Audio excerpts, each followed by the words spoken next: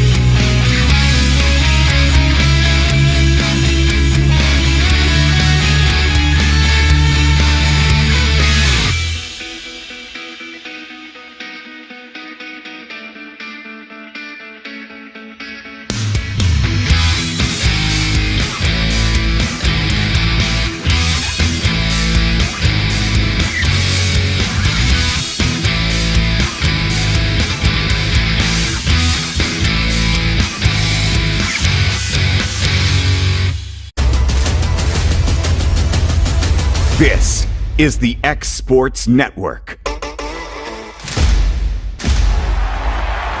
Going the distance with local sports. Covering the Loretto Mustangs, Summertown Eagles, and Lawrence County Wildcats. Basketball, football, baseball, and more. This is the X Sports Network. Welcome in Friday Night Loretto football. I am Nick Moore. Justin Tidwell will be here shortly as the Loretto Mustangs travel to Cascade tonight in Wartrace, Tennessee, as it was senior night here for Cascade champions, and they have all of their people lined up, some of them dressed in pink, as October is Breast Cancer Awareness Month. Coming into this game tonight, Loretto is 3 wins, 5 losses overall, with 2 wins and 1 loss in region play. According to CoachT.com, they sit number 2 in the region. Cascade, on the other hand, they're 5-3 overall with 1 win, 2 losses in region. They're sitting at number 4 in the region standings. For Cascade, they beat Forest 49-0.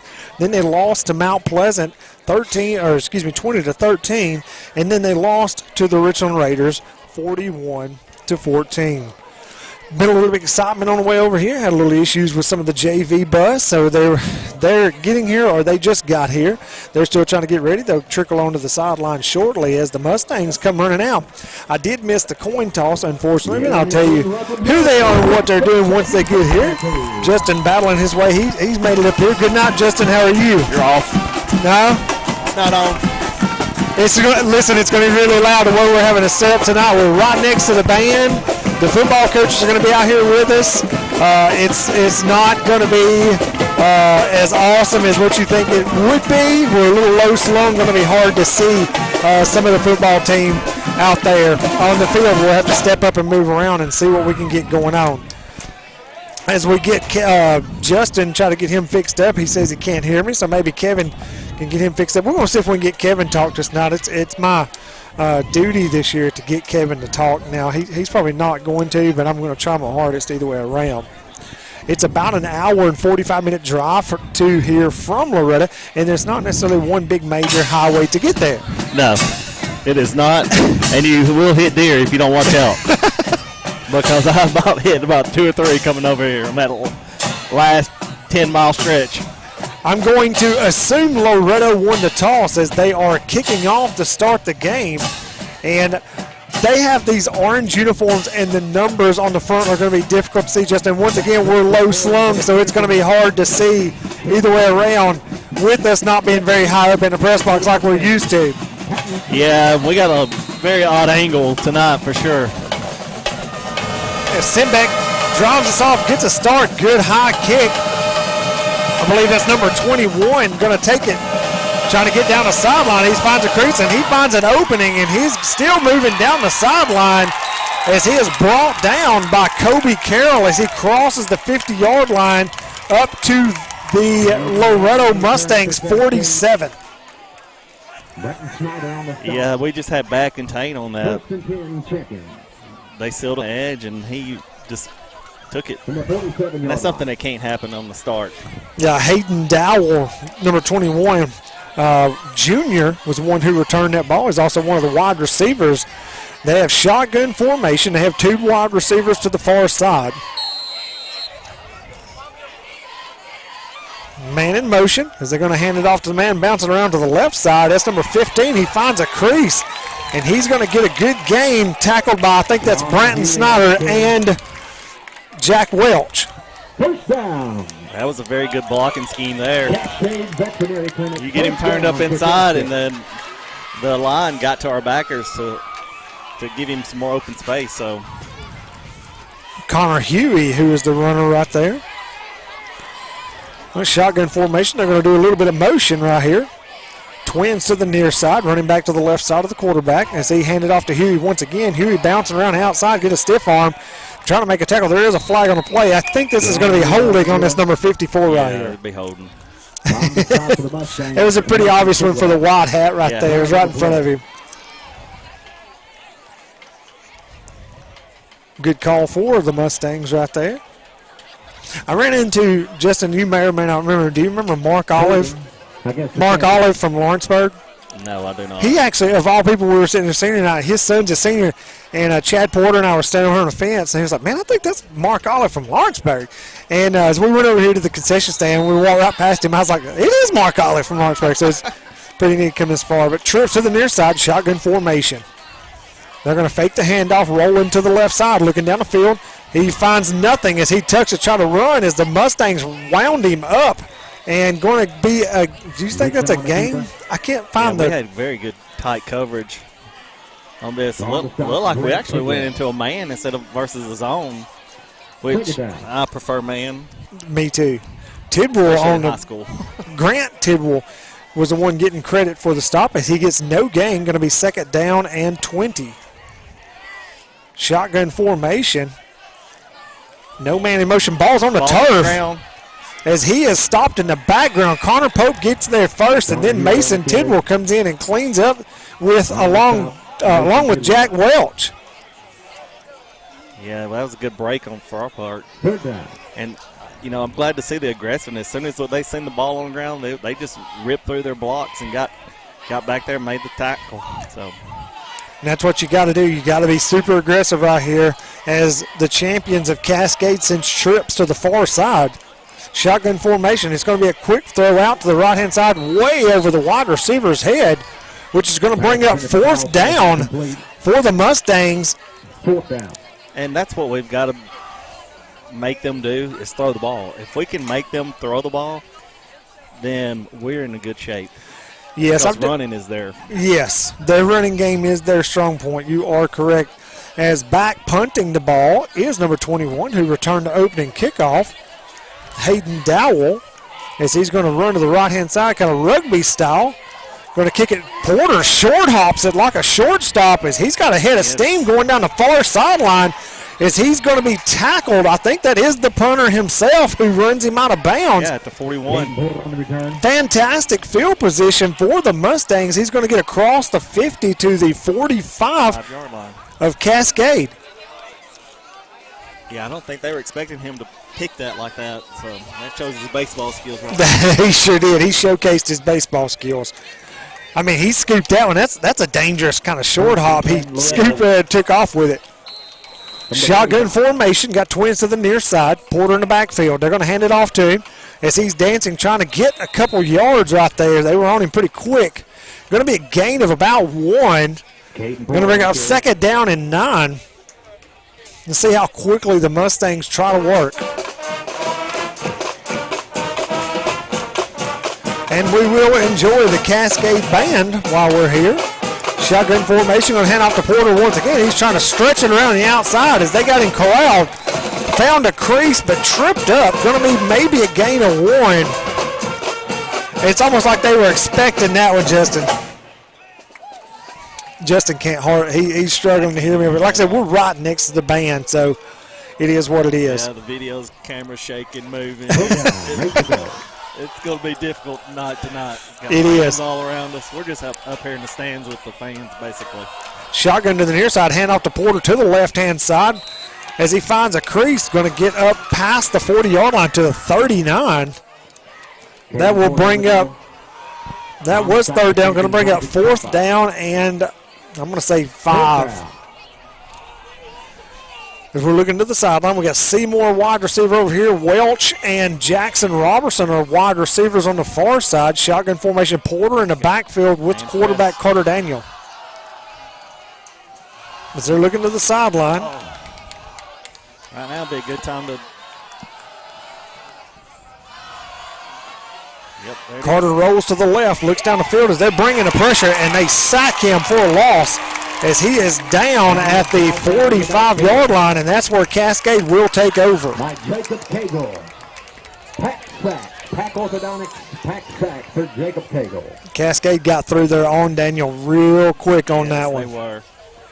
Ball turned over on when down. you're rolling out like that, it's got to be quick. You got to pretty much throw him open immediately, especially when they're going to bring the whole house at you. Yes, and because they you did. Have man-to-man press coverage on them. So, and he actually liked this matchup down here. You had Clint versus their guy, and he did a quick jab step and broke his wide open in the middle. We just was rolling to the left.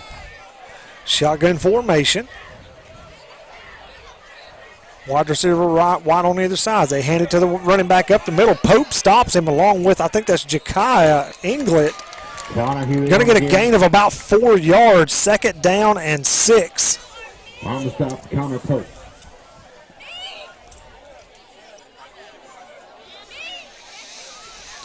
Negative. And to ever who texts that. Yeah, that's Adam Brewer. 6 to go. He wants to know if you'll give us a go Vols right here. I will give you a roll tide. But Oh, no, Justin. Shotgun I'm hoping formation. Bryce plays tomorrow. Man in motion, going to hand it off to him. Jet sweeper running near side as he cuts it back up as he finds a hole. Mason Tidwell still holding on. Connor Pope comes in to bring him down as it was a tough run right there. Still going to be short of the first down. It's what, 3rd and 1? Maybe 3rd down and 1. We got to wrap up immediately right there. Yes. Can't get Fourth down, trucked. 1 yard to go. 3rd down and 1. They got trips to this near side. They're going to shift. Yeah, I was just to say they got to throw a whistle on that. Yeah. Flag on the play. Going to bring up 3rd down and 6. That's frustrating as a coach. Against the champion. Oh, yeah, especially when it's 3rd and 1 for them. But we'll take it. Oh, we'll take it 100%. Got to get a shout out to the Loretto Lady Mustangs volleyball advancing to Murfreesboro after a 3-0 shutout last night. Quarterback going to keep it himself, trying to get around the right-hand side. Nothing doing. Who was that, Justin, come up to make the hit? Connor Pope, of course. Connor finished it out. And Scranton Snyder comes up to help out. Connor Pope. Connor Pope's all over the place. This right here, they might need to be cautious of a fake punt. Yeah, I thought he was going to fake it a while ago when he went out on that little Australian rugby-style kick because he took off running. Going to be 4th down and 5 as he comes straight up this time. Punts it down the middle, cuts it away from Porter. Got a good roll all the way down to the 13-yard line. Let's keep it right here. Justin, Loretto last night beats the Loretto Lady Mustangs volleyball, defeats Camden Central in 3 state sets to win that match. Yeah, and so now you got the north and the south end both going to advance into state in volleyball. You know. Did you happen to see the bracket today? Yes, I did. I have it. You have it? Yeah, we play. Yeah, Sale I saw who it was. Is it Sale Creek? Is that right? Shotgun formation. Daniel drops back, looking to throw down the field. As he's been flushed out, he's on his feet. Trying to get a yard. He may even lose a yard right there. They're doubling up Seymour deep, which is probably wise. But with that said, Welch is one-on-one over there on his side. And Robertson is one-on-one as well.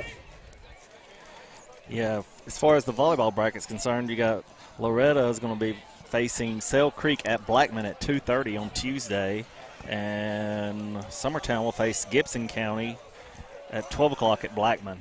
12 o'clock at Blackman. So it looks like, based upon records, Summertown got the better draw. Right, until after that first one. Because did you see the team that's on the very, very top, their record? Yeah. Yeah, they're pretty loaded. Porter with the run, going to get a gain of about 2. Going to be 3rd down and 8. Actually, going to be a gain of 3 because I think the first play Daniel's a yard. 3rd down, 8 yards to go. As this time we're spreading out. We got trips to the far side. Chunk it. Daniel there after him again. He's rolling out, going to throw it away. Wisely down the field. Daniel pass ball. Going to bring up 4th down. I was trying to figure out who that was over on the far side, and it was Welch. It looks like we had Welch and Clint. Everybody was on that side. Yeah, well, originally I thought it was Porter, and then I saw Porter over here on this side. Like I said, the angle we have is not the easiest to see right here. As Welch is on to punt the ball for the first time tonight. 4 minutes, 42 seconds left. Welch gets rid of it quickly. Gets a good punt over the head. He drops it. He still has it on the ground trying to find something. Mustangs do a fantastic job of rounding him up. He still got a gain of a couple yards, but they had plenty of white hats all the way around. Yeah, we did a really nice job of just surrounding him and creating nowhere to go, so he just falls forward for a few yards. Some of those Nicholas McDowell and also number 12, Hunter Smith, did a good job getting down the field to get that punt covered. Going to be shotgun formation, twins to the far side. If we were looking at this on the radio dial, the Cascade champions are going from right to left as they hand the ball off up the middle to number 15. Huey, as he gets a good gain. They're going to say he got about 6 yards. Going to bring up second down. Well, they're going to say 5. Yeah. Gain of 5 yards. Second down. This week it 5 looks to like go. we're running a 4-3 defense. Jakai's on the lined up as a defensive end, Pope on defensive end. Then you got Grant Tidwell in the middle there. Trips to the far side. Got to be holding right there on Jakai England. He had him handcuffed as he gets the pass off to a man down the middle. Hits him in the short slant, and he's still battling Lane Ezel. And I believe that is number 10, Jackson Traglia, on the tackle, but they make the first down up to the 37-yard line. And that receiver, he did a really nice job of just finding a little open spot, soft spot there, and he just settled. And as the quarterback was escaping, he just dropped it off there. That's a good little non-designed play. Man in motion, they hand it off to him to the near side. He finds a crease, cutting back. Scranton Snyder comes up with the first hit, going to get the first. Well, I don't know if he quite made it to the first down, but he's going to get a good 8 to 9 yard gain. Yeah. That time it was number 19, Sawyer. What do you say that? L-O-V-V-O. Lavorne. Second down, 2 yards to go. They have him listed as a tight end, defensive end. He's a good-sized kid. Shotgun formation, twins to the far side as he's rolling to the far side, looking back, cutting back across the field, looking downfield, looking to run now. As Mason Tidwell and a couple other gets him as he's dragging along. Dixon on the keeper. Let's see, Mason and Connor Pope. It's almost, you can almost guarantee Connor Pope's going to be close to the tackle. Yeah, especially when it comes to his side. Yes. Be first down and 10 from the Mustangs' 22-yard line. Cascade breaks the huddle with one wide receiver far to the right.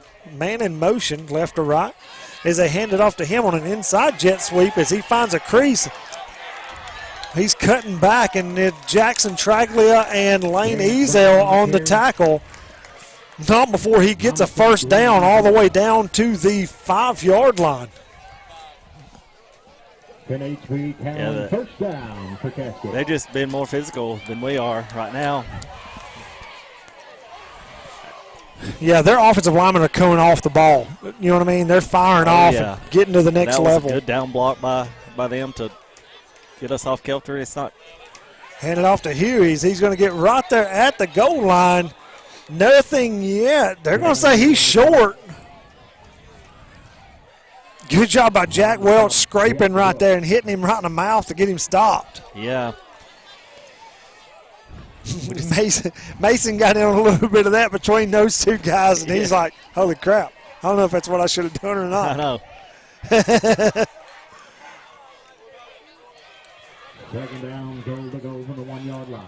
Going to be two running backs in the backfield under center as the quarterback going to sneak it up the middle, and they give him the touchdown as Cascade takes the lead, 6-0, 1 minute 21 seconds left here in the first quarter.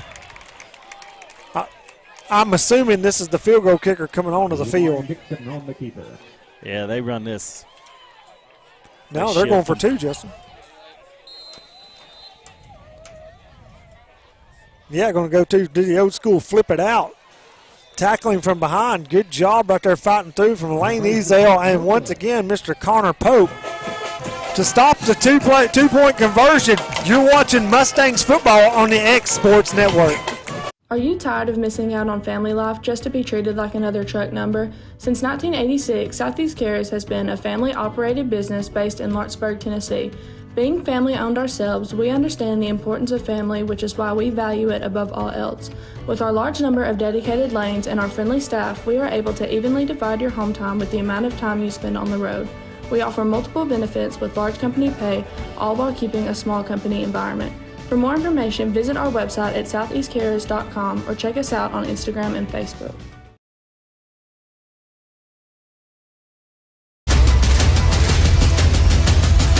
This is the X Sports Network. Welcome back here to Wartrace, Tennessee, here at the home of the Cascade champions as they go up 6-0. 1 minute, 21 seconds left in the first quarter as they're back to kick off to the Mustangs. It's up in there, kind of a line drive kick. Porter catches it. Porter finds him a crease. He thinks he does anyways.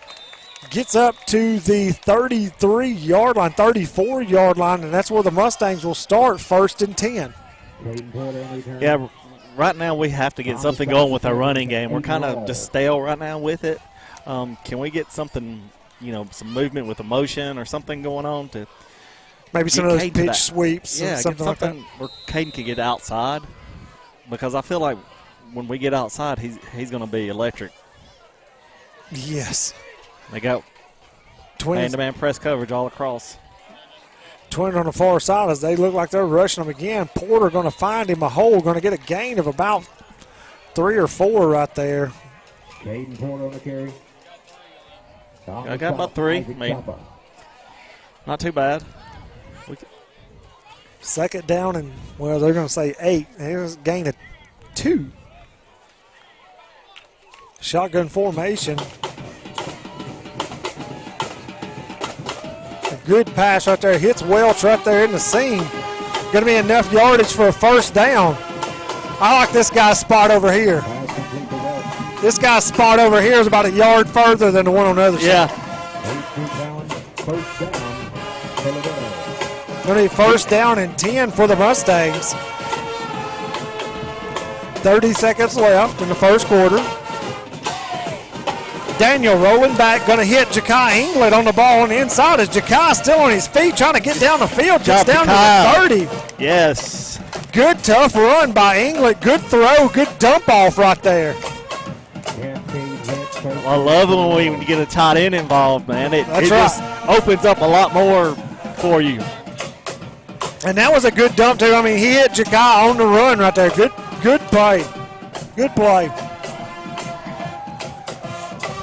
Shotgun, 3 seconds left. Going to try for the seam one more time. Is that not passer? Okay. Yeah, he turned him with his left hand, had his left hand on his shoulder, pulled him around. Automatic pass interference. It's easy call. They can't guard. They cannot guard Jag. Well, and we're bird's eye view of stuff, so we can kind of see a lot that the Stripes don't. Yeah. Tonight, on the other hand, if it's that evident, they better make a call. Yeah. It's going to be the end of the first quarter. You're watching Loretto Mustangs football on the X Sports Network. From our humble beginnings to today, Parks Lumber Company has continuously served Lawrence and surrounding counties for over a century. Although we started as a small lumber yard in 1896, we have grown to include everything you need to make your dream project come to life. No matter your building needs, our experienced staff will be with you every step of the way to ensure you receive the highest customer service and attention to detail you deserve. Visit us at 106 2nd Street or on Facebook. We guarantee you will see working with PLC is as easy as...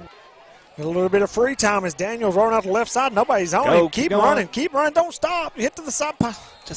That was a free play because there was a penalty, so that doesn't count towards the time in the second quarter, but he's going to be down at the 10-yard line. And now that will be the end of the first quarter. And we're going to take a break. Cascade leads 6-0 into the first quarter. You're watching Mustangs football on the X Sports Network. Make 2022 the year to refresh your home.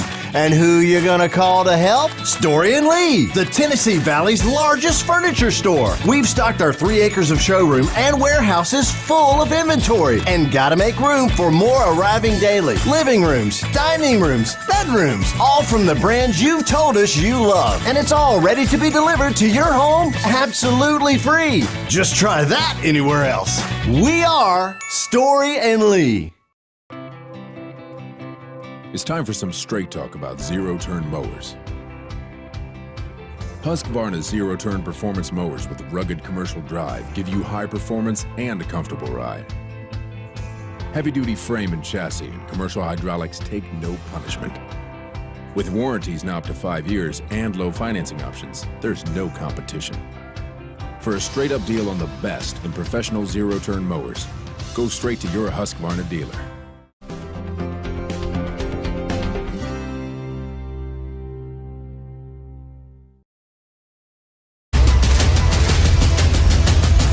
This is the X Sports Network. Welcome back to Cascade at the end of the first quarter. Cascade up 6-0, but the Mustangs are driving.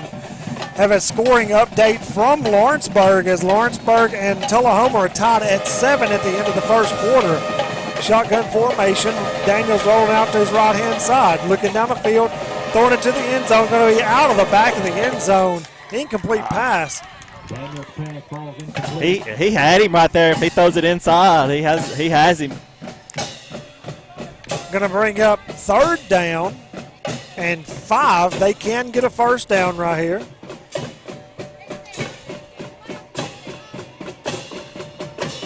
Let's see what we draw up over there on the sideline. Yeah, I can't hear nothing but the band. Shotgun formation.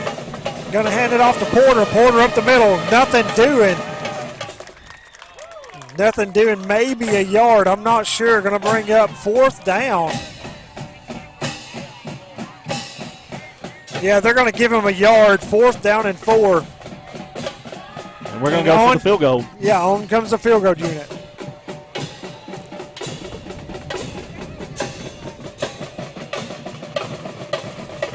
Heck yeah. At least we get to hear the band. Yeah, the band is loud when they're 4 feet from you. There's more kids in the band than there are the football team. Simbeck snaps down, kick is up, almost blocked as he gets it up and through the uprights. And it's good. Good kick by Patton Simbeck right there. Cuts their lead in half. You're watching Mustangs football on the X Sports Network.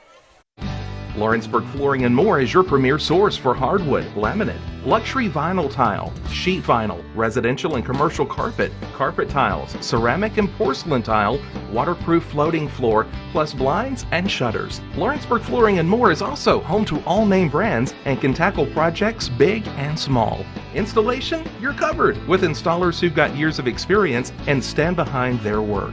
Let Lawrenceburg Flooring and More make your design dreams a reality. 2760 Highway 43 North or visit LawrenceburgFlooringandMore.com.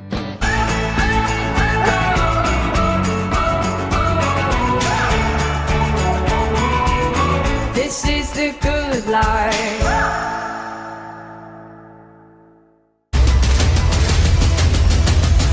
This is the X Sports Network. As we're back here in War Trace, Tennessee, Patton Simbeck comes in and cuts the lead in half with the field goal. Scores 6-3. 11 minutes, 6 seconds left in the first half as Simbeck is back to kick off the ball. Let's see if he can get one in the end zone right here and pin them deep. Loretta's way offsides. They didn't call it. Thank goodness. As they catch the ball, going to try to come back around the middle. We got good coverage down the field. I think it's Preston Way, Lane Ezel. Good job. And got him to about 11. Andrew Riley down on the tackle. Yeah, we got him pinned back. Can we hold them here and get us some good field position? Oh yeah, they're on their own 11-yard line right here.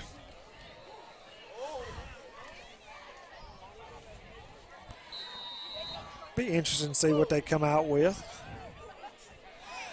These uniforms remind me of the old school Brooks, Alabama. They remind me of Cortland, Alabama. Yeah, there you go. Maybe God. that's what I'm thinking of. But they ain't Cortland. Shotgun formation, going to hand it off to the running back, going around to the left-hand side. Once again, Connor Pope on the tackle. Ball is loose. They're going to say he was down. And man, Pope just sheds his guy. Well, and that's a good job. Like Mason crashed a corner there, so he had to cut it back up, and then Pope shedded and was right there to make the play. And that's what you have to do as a defensive lineman. You know, my question is, where was the linebacker, the other linebacker? I think the tackle got down on him, to be honest with you, to wall him off. Let's see, shotgun formation, going to be twins on either side. They're going to hand it off again, same play, and he's going to get a hole. The linebacker hits him. That's Mason Tidwell meets him first. On the stop, Mason Tidwell. Mason with the tackle. Pope again in on it. I think Kobe Carroll got in on it a little bit. Going to be 3rd down and 3. Big stop right here. Yes. Big stop right here. And that's a long 3. That is a long 3. I'm going to call it It's more 4. like 4. It's 3 on the scoreboard, but I'm going to call it 4 as he's going to rolling. roll to the near side. And we're well covered down the field. Get him, Jakai. As Lane Ezel lowers a shoulder, does nothing as he bounces off of him. Going to get down to the 26-yard line. That's going to be enough for a first down for the champions. Yeah, right there, Jakai, he had great pursuit, but then he checked up because he thought he was going to have a cutback. I mean, he has to make him cut back. That's if you're the outside pursuer, you have to make him cut back. And then we had an opportunity. I think Lane Ezel left. Yeah, Lane Ezel, I think, left the field. Reverse. Going to hand off reverse as they got him stopped Oh, up on the ground. Good job, Mason. Now, I think Loretto Mason Tidwell peeled it out, and Loretto pounced on the ball, and they are going to have the turnover on the 26-yard line, 1st and 10 on the short side of the field. Big break right there, Justin. Yes. Yeah, Mason put his helmet right on the ball, and it just popped right out. Once again, Pope had his arm around him, and Mason come in and hit him right on the ball. Going to have a timeout, Mustangs. As they call timeout, you've been watching Mustangs football on the X Sports Network. A local law firm respected throughout the state. Generations of clients have turned to Boston, Holt, and Durham since 1948. We assist individuals and businesses with their legal needs, including real estate, property closings, personal injury, employment discrimination, and family law. Our clients get the personal attention and convenience of a hometown law firm with the resources and ability to handle any case. Come see us at Boston, Holt, and Durham. Mike Keith. Let Elliott Johnson Insurance find the auto owner's policy that makes a difference in your life. Call Elliott Johnson Insurance at one of their 3 locations, Florence, Loretto, and Lawrenceburg. Elliott Johnson Insurance, moving forward for our clients every day. This is the X Sports Network. Loretto comes up with a turnover as they get the short side of the field. 1st down and 10, shotgun formation, kind of an option play. Always holding. Going to be holding right there on Pope. Okay, I was about to say that. Yeah. Yeah, Pope had him big time right there across the front. Yeah, if you can see the jersey getting stretched out and not ripping. Yeah, that's going to be a holding on Pope right there. Yeah, we have a lineup change. Oakley, our starting center, is out. Yeah, and that's probably a thing, Pope too. He may be a little mixed up on who his guy is. Give him a chance to get by him. Then he was like, oh no, kind of grabbed a hold of him. So, oh yeah, this is my guy now. Going to be 1st down and 20 from the 35-yard line. Shotgun formation.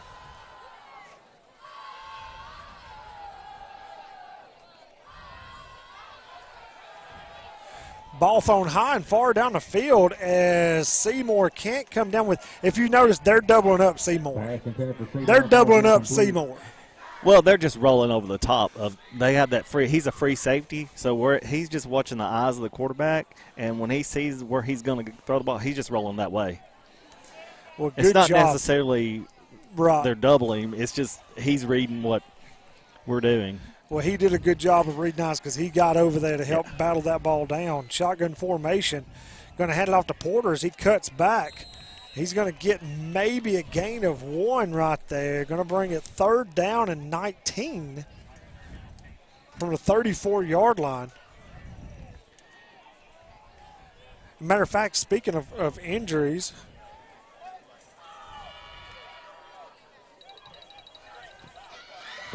long to go. Jaden Stoltz is out. I believe he has a torn MCL. As Porter gets around this outside, and he has room. He's caught from the backside after he makes a move on the defensive back. Good run by Porter to get up to the 21. That'll bring up 4th down and 6. Go at him. Now, with that said, talking about Jaden Stoltz being injured, Justin, if I'm not mistaken, Lane Ezel's the backup running back tonight. Oh, I don't know. I'm pretty sure that's what I heard at school today. Oh, and we're going to go for a field goal right here. Justin, how far would that be right there? That would be a 39-yarder. Patton Simbeck.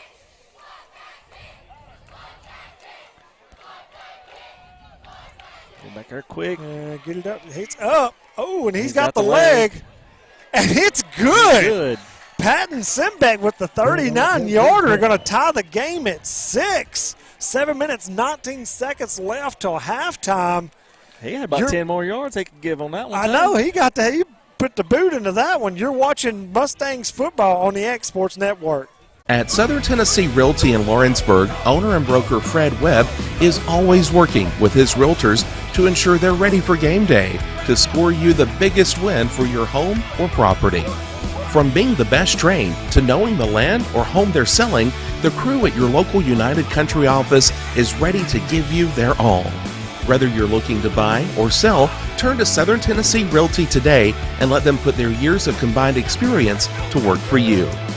Because everyone around here knows if Southern Tennessee Realty can find Bigfoot, they can find you a buyer. This is the X Sports Network. Simbeck with a 39-yard field goal to tie the game at 6. 7 minutes, 19 seconds left in the first half. As now he's back to see if we can put one in the end zone to pin them back deep again. Yeah, we need to get them deep again. And that way we can, get some more momentum going into the next drive, because we want to start this next drive with a touchdown. Knuckleball line drive off the Cascade guy. He scoops it up. As we've got good coverage down the field. Hunter. Good job getting down the field by, that is number 12, Hunter Smith. Hayden Dow on the return for Cascade. Yeah, Lane Ezel got the initial contact, slowed him up, and then Hunter Smith came in there and just finished it off. Good job, Mustangs, getting down the field to pin them back. That right there is better than actually kicking it in the end zone, because now they're starting at the 13-yard line. I keep getting hung up on myself. I don't know what's going on right here. And they take football serious here, man. Their stands are packed. Yes. Well, it was senior night. Oh. Yeah, they had a big thing before the game. Well, I was walking in with somebody, and he just said that they come just to watch. Oh, wow. Shotgun formation going to be quarterback keeper up the middle. He's going to get up to the 15-yard line. Hoping Jakai on the tackle. On the stop, David Burke. They're going to get a gain of 1. The guy over there on the marker says it's 4th down. It's actually second down. He's second down and 8. Confused. Just a little confused. It's all right. Second down, 8 to go. Going to be shotgun formation, man in motion. They're going to hand it to him across the formation, and he cuts back. Gets it to about the 20. Good tackle right there by Grant Tidwell.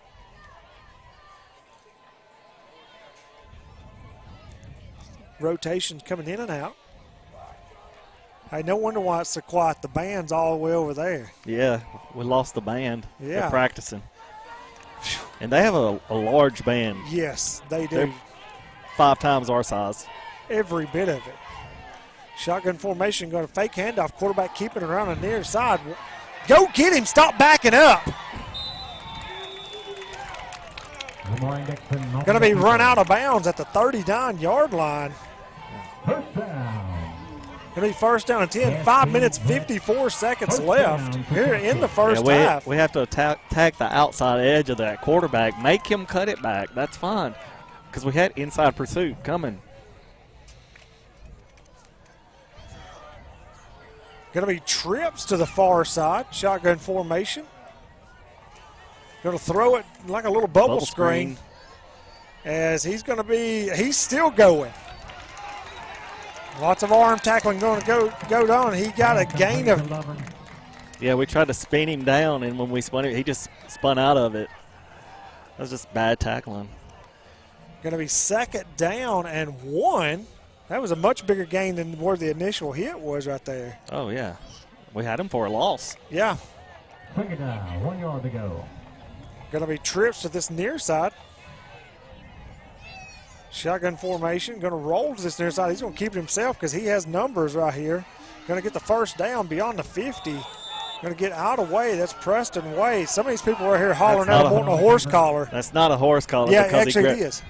If you grab them right there in that nameplate like that, that is a horse collar. That now? Yep. It used to be you had to grab the shoulder pad. It had to be the pad. Right, that's how it used to be. Now, if you grab the shirt, just the top of the nameplate, or right there in the nameplate area, about the only way you won't get a horse collar call right there is if you grab the top of the shoulder pads. I was educated on that by from the last time I wanted a horse collar called. Well, then they've missed a lot of horse collars. Yeah, then. oh, I know. That's, yes, 100%. Shotgun formation, man in motion. They're going to hand it off to him up the middle. Man, he had a head of steam when he hit the line of scrimmage. Connor Huey on again. He got down to the 36-yard line. On the stop, Jack Welch. Welch on the stop. Yeah, and at this point, they're just manhandling us up front. And they're not bigger than us. There's one or two that might be have a little bit more size. But our quickness should outweigh that. Well, they fire. Watch how their offensive line fires off the ball. I mean, they're after at that time, of course, they're pass blocking. Looking down the field, got a man deep. Scranton Snyder trying to run him down, and it's over Snyder's head as he catches it into the end zone. Touchdown, the champions of Cascade. 4 minutes, 33 seconds left into the second quarter. And that's just bad coverage. I mean, we got lost in the backfield and lost our man. I mean, anybody can throw a wide open receiver. That's right. Let's see if they go for two again. They are lined up to go for two as they shift back in. Actually, they're going to kick the field goal. I would almost on that right there, Justin. If I'm the kicker or the holder, I would not like that because it don't give me time to get my stuff set up. Yeah, you know what I don't. It's just a gimmick. Snap, kick is up, and it is good. That brings the score Cascade 13, Loretto 6, with 4 minutes 33 seconds left in the first half. You're watching Mustangs football on the X Sports Network. Renwright Equipment has all the tools you need to get the job done. From bobcats to trenchers to augers to lifts, we have a large variety of equipment for every project, big or small. Need a new mower? We have you covered there too. With great brands Hustler and Big Dog, Renwright is ready to serve all your equipment needs. Call today and reserve your equipment from Renwright Equipment in Lawrenceburg, Tennessee.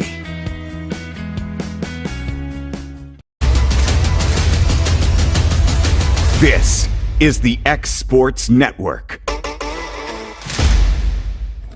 Welcome back to War Trace as Cascade takes the lead right there on a long pass over to the left-hand side. They go up 13-6. 4 minutes, 33 seconds left in the first half. Let's see if they kick it to Porter again.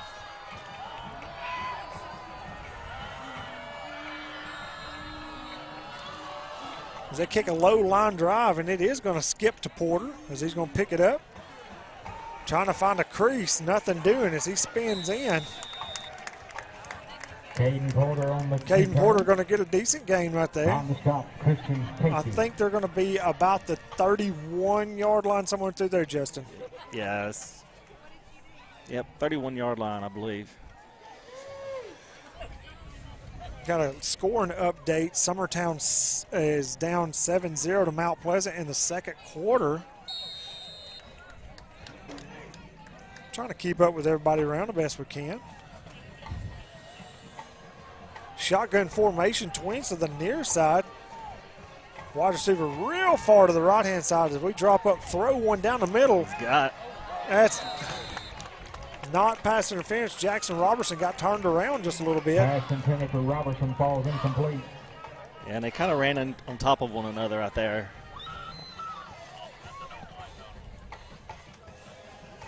Yeah, this safety right here, Justin, now that you said that, I've been kind of paying attention to what he's doing. You're right. He picks up on those eyes real quick. Shotgun formation once again, going to fake it to Porter, going around the right-hand side, going to try to get to Inglet, a little too tough. Nothing, do an incomplete pass. Going to be 3rd down and 10. Pass intended for England falls And I mean, he had him beat. So Third down. it's just one of those things where we just missed on that pattern. And just a little too hot on that one. And they've been bringing the edges on him.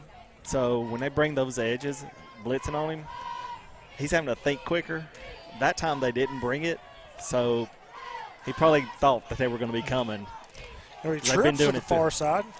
Daniel looking down the field as here they come after him. Let's see what he does as he gets rid of the ball. This sideline over here is not they wanted a intentional grounding, but Porter was in the area. Going to bring up 4th down and 10. As Welch will be back to punt. That seemed like a long time to spot that ball, didn't it, Justin? It seemed like a long time to spot that ball. Yeah. It's like super slow, cold molasses. It's not that they're really. Trying to figure it out.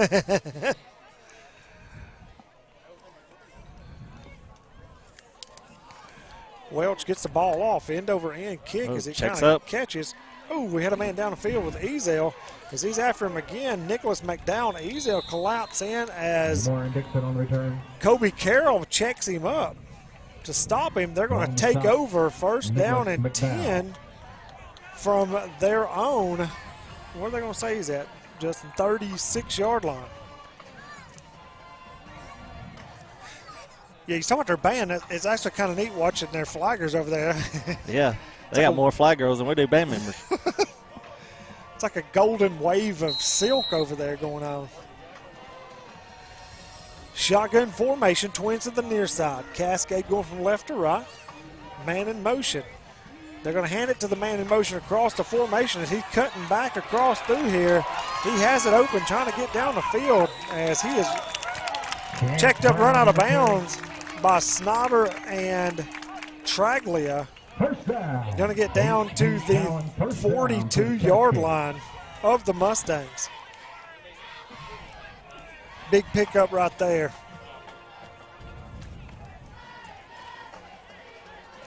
And shotgun formation, man in motion. They're going to hand it off to the running back. Good job right there. Who is that? I think it's Connor Huey Omagib. Blaze. Hey, Blaze Thomason getting in right there. Hey, Blaze just bulled his way in right there. He didn't have nowhere to go. Yeah.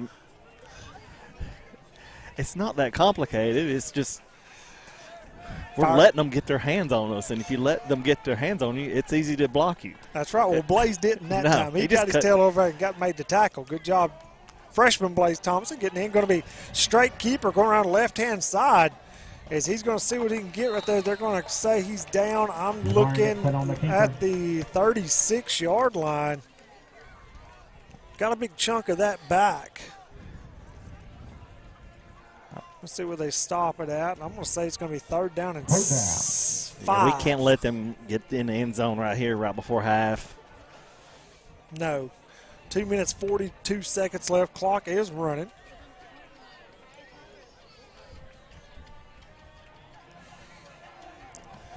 Man in motion, that's who they hand it off to. Jet sweep across the inside as Pope trips over himself. Ja'Kai England wraps him up, makes him bounce back.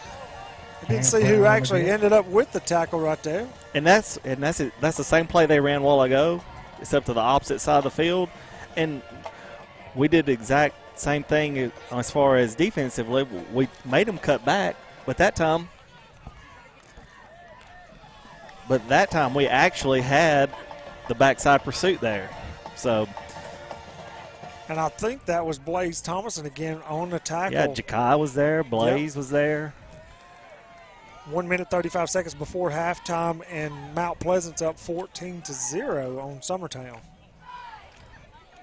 We need a turnover. Yeah, we need a turnover right here as they hand it off running back who's in motion, coming across the formation. And going to be real. No, it's not. We held him. Let's see. No, he's Brenton Snyder.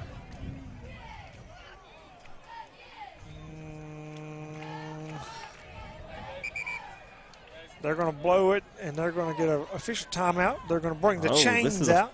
I think it's the first time this year. First time this year. I've seen it and in high school football. This is the 9th game of the season, just in the first time we've seen them bring the chains out. Well, we're in a different part of the neighborhood in Tennessee too, so timeout on the field. True. Completely different referees tonight.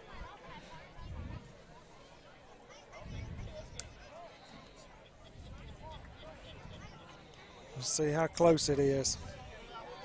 He did not get it. He did not get it. Going to be 1st and 10 Mustangs by about almost a half yard. It was close. Listen, from all the way across. Our previous experience, though, if it was in the orange, it was a first down. So, I mean, that's just the way they called it. Hey, it's in the orange. It's first down. Looks good. Yeah. Hey, it didn't matter which team it was. It's just who had the ball. They got the first down. Hey, they even measured the little chain links and put it exactly where it's supposed to go. Oh, yeah. I love that.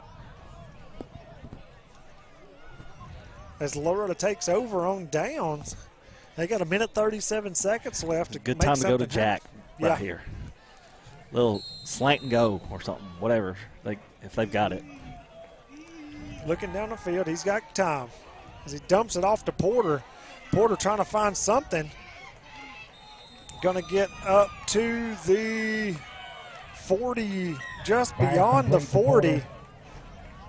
I think that may be the first reception for Porter this year. It is. Pass. It's the first one I've seen.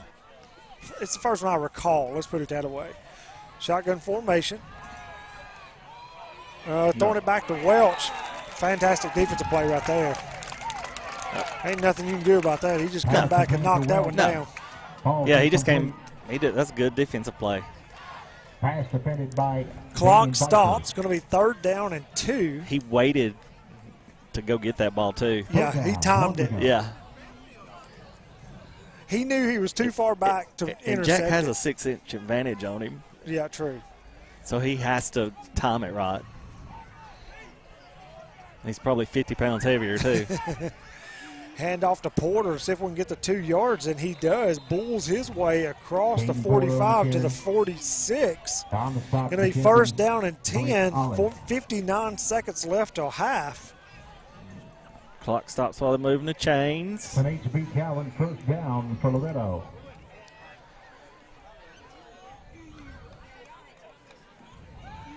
Shotgun formation, they coming in. As he steps up in the pocket, throws a beautiful pass down the field.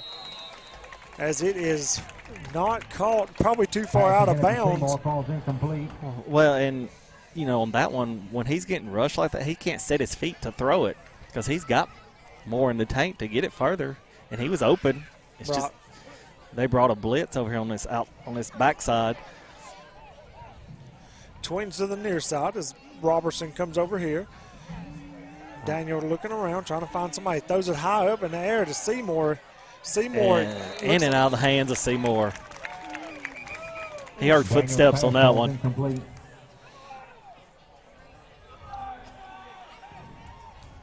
Flag on the play. Going to be flag on the play. I think they're saying illegal receiver downfield. Is that what they're saying? I didn't see it. I didn't either. He was over mixed up a bunch of people. I didn't pick him up. I was looking at our astronaut helmets. Yeah. That's what I'm trying to figure out too, astronaut helmets. That's just those new helmets that are the extra padding they put over the top for concussion protocols. I got what he's talking about now. I got you. I'm like, there's no chrome helmets. 36 seconds left. Daniel wheels it out to Porter as nothing's doing. He blew up to Inglet right there. That was a good read by that linebacker. Yeah, fantastic read by that linebacker. He was staying with Jakaya. Mount Pleasant scores again, bringing it 21-0 before halftime. Yeah, they just all of a sudden just started scoring quickly. Quickly. It was 7-0 in the second quarter. Now it's 21 still in the second quarter. Going to try to get a timeout right here. I believe Cascade was not where they wanted to be. Let's take a short timeout ourselves. You're watching Mustangs football on the Exports Network. There are now more ways to save at Quick Mart. Become a Quick Club member and easily earn rewards on qualifying purchases at Quick Mart convenience stores using the Quick Club app, available on the Apple App Store and Google Play. To save on fuel for work, use the Fuel Rewards Pro app to earn 5 cents a gallon on work fill-ups and redeem the savings for yourself. To get started, visit fuelrewards.com/pro or download the app in the Apple App Store and Google Play.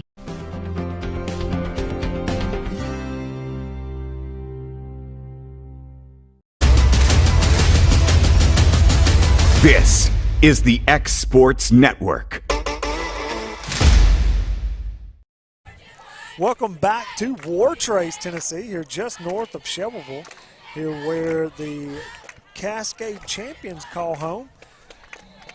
Pretty nifty little spot here. I mean, in reality, other than us being in the press box. This is an impressive facility here. I mean, the visitor side bleachers seem very nice. They're up to date. Yeah. 4 seconds left on the clock. Everybody out wide as Daniel's moving on his feet best he can. Throws it shallow to Traglia. Traglia is the recipient of a nice hit. Going to be a gain, but not enough to score. 13-6 going into halftime. Cascade leaves. We're going to take a break, and we'll be back with some stats after this. You're watching Mustangs football on the X Sports Network. Whether you're looking to spruce up the interior or exterior of your home or business, trust Lawrenceburg Glass to provide a one-of-a-kind product. From windows to mirrors, shower doors, custom framing, storefront installations, and everything in between, Lawrenceburg Glass takes pride in our quality craftsmanship and strong attention to detail. With us, your customer experience always exceeds expectations. We're reliable, on time, and we deliver stunning results. Lawrenceburg Glass. Our passion is reflected in our work. Being raised in Tennessee, we believe in the importance of family and community. Creating a positive experience at our family-owned and operated business is one of the ways we share that belief. Being in an accident can be extremely stressful. When it came time for my repairs, Mashburn's made it easy. I am lucky to have a wonderful company in my community like Mashburn's Collision Center. It's reassuring to know that I'm in good hands because their work is second to none. We pride ourselves that the Mashburn name is one of the most trusted in Lawrence County since 1981. Mashburn's Collision Center. Let our family take care of yours. Welcome back. It is halftime here at Cascade. Cascade leads 13-6 as the monstrous Cascade band prepares himself on the field. We're going to get some stats. Justin, what do you have, buddy? All right, as far as team stats go, you got Loretto. We've ran 28 plays. We have a total of 75 yards and time of possession 7 minutes. And rushing attempts with 13 for 31. Passing we're 5 of 15 for 44 yards. We don't have any touchdowns, no turnovers. We have 4 first downs, and we have 2 penalties for 15 yards. Carter's 5 for 15 for 44 yards. Caden is 10 attempts for 33 yards. Jakai has 1 reception for 23 yards. Traglia has 1 reception for 12 yards. Welch has 1 reception for 10 yards. So that is something, when I say Welch that doesn't have many receptions, I'm worried. So Connor Pope at half has 6 tackles. Yeah, Connor's leading the way in tackles, followed by Brandon Snyder, which is never good when you have your safety, your second leading tackler. Then you got Jack and Grant Tidwell leading the way there. So that's it, because they're about to get going on the band. Yeah, let's call it. I tell you what, we're going to run quite a few commercials right here while halftime's going on, and we'll be back to start the third half. You're watching Mustangs football on the X Sports Network. This is the X Sports Network.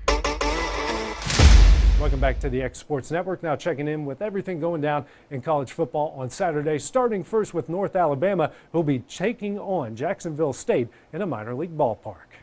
The Lions will have the most unique game of the weekend as they take on Jacksonville State from Toyota Field, the home of the Rocket City Trash Pandas. This will be the 50th all-time meeting between UNA and the Gamecocks, each side coming in at opposite ends of the spectrum as the Lions are 1-4 and Jacksonville State is 5-1. North Alabama head coach Chris Willis knows just how good his team can play, and they'll need to get off to a fast start. We gotta, gonna have to play really hard and play tough like we did the last game, but we're gonna have to make more plays. At the end of the day, they've got a good football team. We've got a good football team. We just gotta make more plays. We gotta, make one more play, make that signature play somewhere in the course of that second half. Maybe it comes in the first half. Maybe come on special teams, defense, wherever it may be.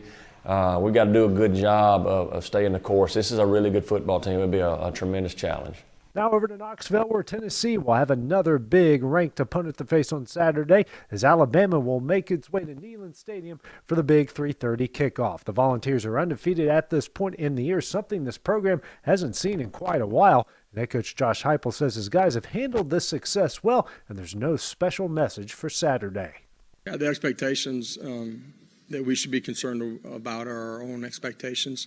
The reason our kids have gotten and continue to build and get better is because they've paid attention to the things that matter. This week, we got to prepare the right way. We got to practice well, and the playing part of it will take care of itself. So, the outside noise has no bearing on how we play, and let's go compete and be our best on game day. Now over to our opponent as Alabama will make the trip into the Volunteer State. They'll also come into this one ranked in the top 10. This will be another tough road trip for the Tide, something they've already experienced at Texas and Arkansas. And head coach Nick Saban says it's something his guys are used to. Well, I think, the first time you do it, it's probably a little bit of a challenge for players that have never done it before, especially at certain positions where being able to communicate and hear, whether it's snap count, whatever, probably inability to communicate on defense if it's loud. Those things probably affect inexperienced players a little bit more than they do the guys that have done it before. But I think by this time, we've played a couple road games. You hope that experience is enhanced, the guys on the team's expectations of what's going to happen, how it's going to be, what they have to overcome, how they need to play, how they need to focus, in that kind of environment. Kickoff for the second half will be in just a few minutes. Be sure to check out all the highlights coming up tonight on The Final Score. This is the X Sports Network. Are you looking for the perfect refrigerator? What about a new stove or washer or dryer? It only makes sense to shop at the one place that specializes in appliances, top to bottom, big or small. And that's Kelly Appliance in Lawrenceburg. Kelly Appliance is home to all major name brands, including LG. LG makes life good with a full selection of refrigerators, cooking appliances, dishwashers, microwaves, and more, including appliances made right here in Tennessee. Family owned and family operated. Stop by Kelly Appliance on Jerry Street in Lawrenceburg today. McMaster's Home Gallery, where you'll always get a special price every day. Shop their new showroom full of name brand furniture, sofas, recliners, dining and bedroom suites, Serta bedding, lots of tables and chairs just to match your decor. McMaster's Home Gallery also has GE appliances. Stop by on Highway 43 in Loretto or call 853-6140. Like you, our roots are in Lawrence County, providing banking for every stage of life since 1934. Lawrenceburg Federal Bank has been not just your bank, but also your friend, helping you with home loans, consumer and auto loans, and your everyday personal banking needs. Lawrenceburg Federal offers you a warm smile and personal experience, as well as the conveniences of modern-day online banking, mobile banking, and telebanking. Lawrenceburg Federal Bank, your neighbor and friend, located at 118 West Gain Street, next to the courthouse. Whether it's popcorn, biscuits, or automotive, you need the right ingredients to achieve the best results. Heritage Automotive is proud to serve our community with a continually growing inventory. We also help our community grow by contributing to a vibrant economy, which helps build schools. I'm Keith Durham, and I'm the General Manager here at Heritage Automotive, and it's my job to make sure that you're 100% satisfied. Heritage Automotive, your hometown Chevy, Buick, and GMC dealer. Flooring sets the tone throughout your home. For flooring that makes the right first impression, start by choosing us, Floored by Justin. A one-stop flooring destination. Our new location stands alone for unequaled customer service and selection. Owner Justin Story's mastery of custom hardwood inlays means every room can have a custom look. Discover how the right choice of hardwood, laminate, carpet, or tile can set the tone in your home. Contact Floored by Justin today. For the best at-home care in Lawrence County, the Summit at Home is the right company for you. We have a friendly staff over 25 that is trained, educated, and qualified to help with all your needs within your household. Our non-medical services include transportation, housework, dressing, and companionship. We are also covered by most long-term care providers. For more information, please call 931-762-2310.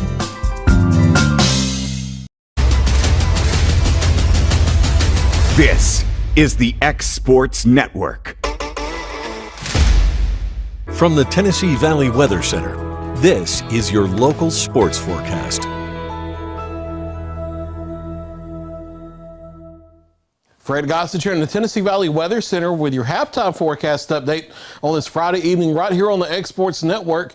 Staying mostly clear as we head through the evening and overnight, and temperatures not dropping a whole lot because of some gusty southwest winds of 10 to 15 miles per hour.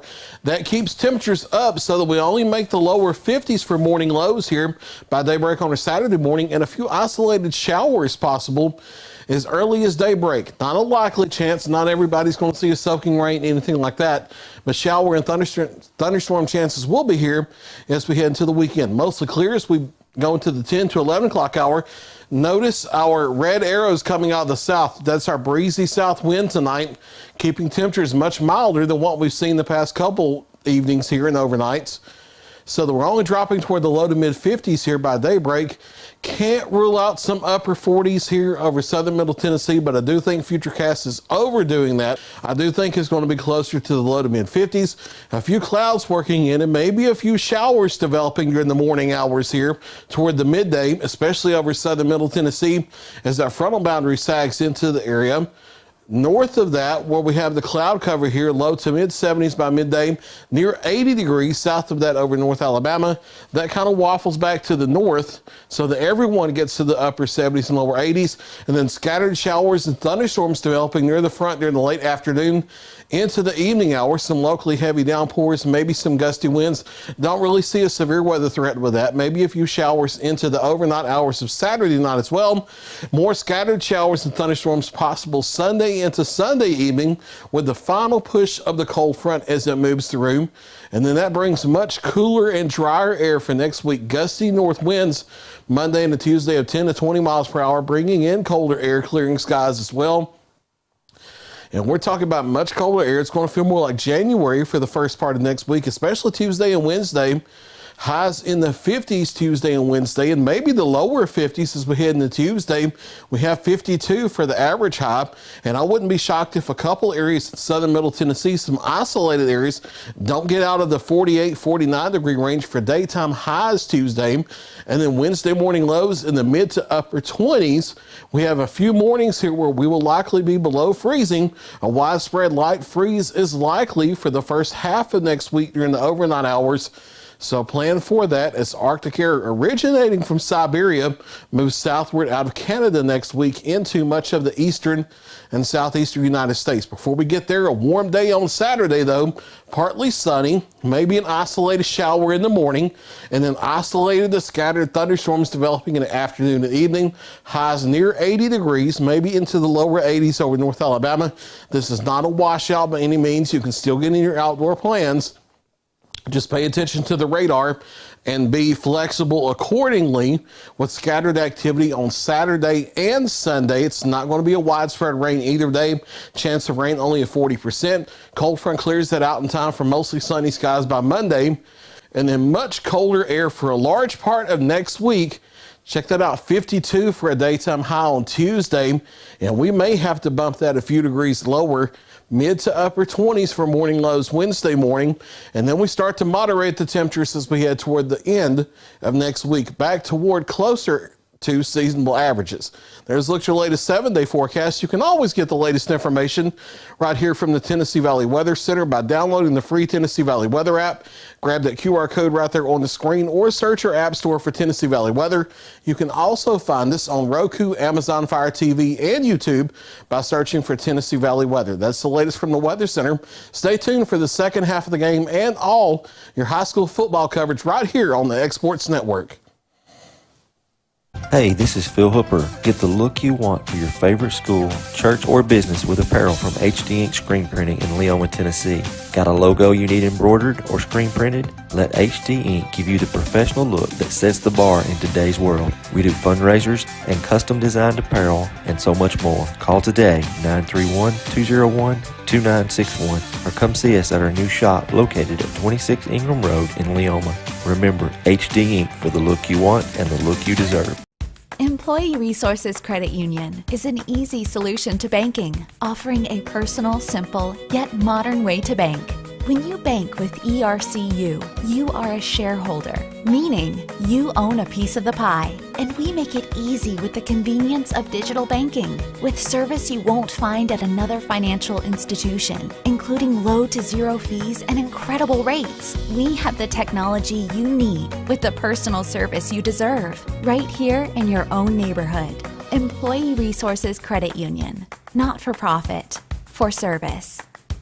Are you looking for a non-factory job environment? Livingstone Freight Solutions is a 3PL company that began managing warehouses in Tennessee, Alabama, and Mississippi. With our multiple shifts and experienced management team, our goal is to give you, as an employee, a safe family work environment and competitive wages. We offer a wide variety of employment opportunities from forklift drivers to management level positions. We also strive to offer a competitive benefit package and PTO options. For more information or to apply, visit us at livingstonefs.com or give us a call at 931-269-3255.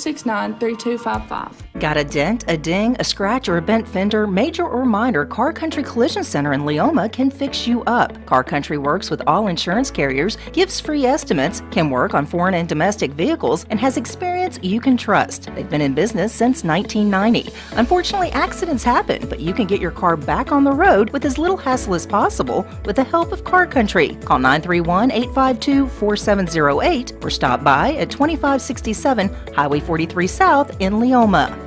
Introducing Cloud9 Fiber to Lawrenceburg. We take great pride in being the only locally owned and operated internet company within Lawrenceburg and Lawrence County. We're now offering up to gigabit services with plans starting at $50 per month.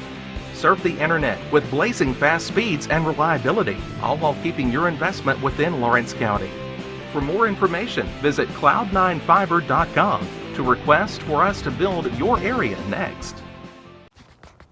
What really matters during the ball game, you do realize that when we do it God's way, we'll always win. No, it may not show up on the scoreboard, and it may not bring home the state championship, but we'll truly be winners. We're reminded in 1 Samuel 2 and verse 9 that God will guard the feet of the faithful, but the wicked will be cut off in darkness. You see, when we do it God's way, we always are winners. Are you doing it God's way? And that message brought to you by your friends at the Leoma Church of Christ.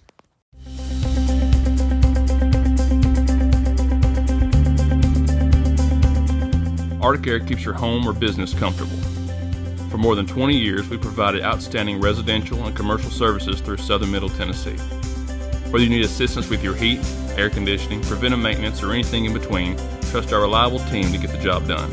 We'll take the time to figure out your specific needs and recommend what we believe is right and best for your situation. We've been using Arctic Air for over 15 years now. Their service is great, they're here when we need them, and their prices are competitive. They take the worry out of the heat and air so I don't have to. Arctic Air, when you need us, we'll be there.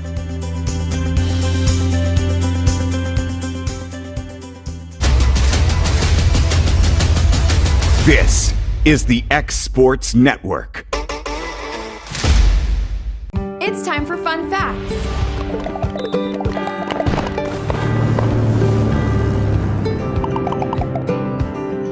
Today we're heading to Montana, where the elk, the deer, and the antelope populations outnumber the people. Montana is our 41st state, entering the Union on November 8th, 1889. Here are 5 fun facts about Montana. 1. Montana is the only state with a triple divide. Its rivers flow into 3 different oceans. 2. Montana has the most diverse number of mammal species than any other state. 3. The shortest river in the world is the Roe River in Montana, although some years it's the Dee River in Lincoln City, Oregon. But the Roe River does flow from the largest freshwater spring in the United States, so take that, Dee River. Number 4. Montana is known as the Treasure State, and its motto is Oro y Plata, which means gold and silver. Number 5. The population density of Montana is only 7.1 people per square mile. So by comparison, New Jersey is the most dense with 1,210.1 people per square mile. But if you compare Montana to Alaska, it kind of looks like a metropolis because it's nearly 7 times more people per square mile. Alaska has only 1.3 people per square mile. And there you have it. There's 5 fun facts about Montana. See you next time on Fun Facts.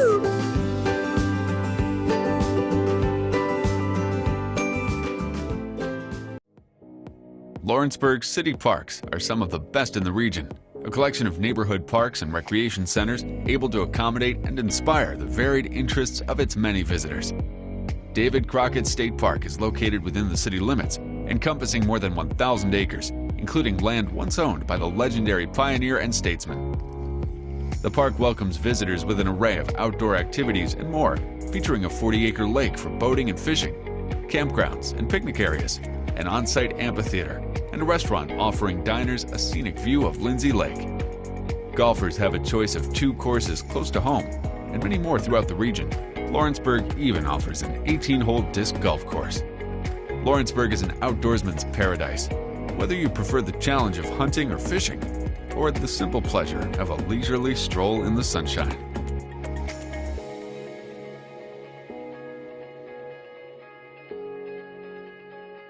Are you tired of missing out on family life just to be treated like another truck number? Since 1986, Southeast Cares has been a family-operated business based in Lawrenceburg, Tennessee.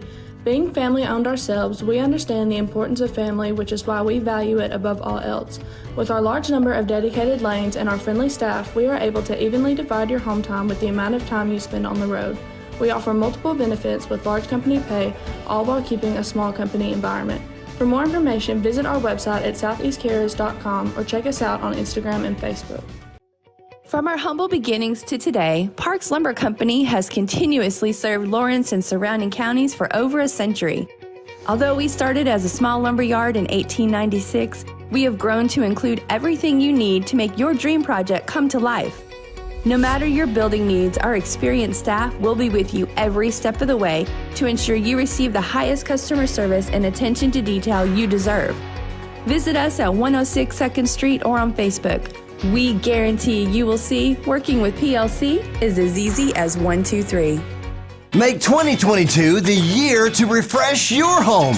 And who you gonna call to help? Story & Lee, the Tennessee Valley's largest furniture store. We've stocked our 3 acres of showroom and warehouses full of inventory and gotta make room for more arriving daily. Living rooms, dining rooms, bedrooms, all from the brands you've told us you love. And it's all ready to be delivered to your home absolutely free. Just try that anywhere else. We are Story & Lee. It's time for some straight talk about zero-turn mowers. Husqvarna's zero-turn performance mowers with rugged commercial drive give you high performance and a comfortable ride. Heavy-duty frame and chassis and commercial hydraulics take no punishment. With warranties now up to 5 years and low financing options, there's no competition.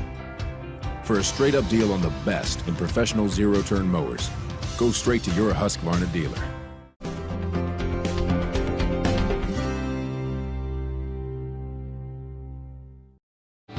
Lawrenceburg Flooring and More is your premier source for hardwood, laminate, luxury vinyl tile, sheet vinyl, residential and commercial carpet, carpet tiles, ceramic and porcelain tile, waterproof floating floor, plus blinds and shutters. Lawrenceburg Flooring and More is also home to all name brands and can tackle projects big and small. Installation? You're covered with installers who've got years of experience and stand behind their work. Let Lawrenceburg Flooring and More make your design dreams a reality. 2760 Highway 43 North or visit LawrenceburgFlooringandMore.com. a local law firm respected throughout the state. Generations of clients have turned to Boston, Holt, and Durham since 1948. We assist individuals and businesses with their legal needs, including real estate, property closings, personal injury, employment discrimination, and family law. Our clients get the personal attention and convenience of a hometown law firm with the resources and ability to handle any case. Come see us at Boston, Holt, and Durham.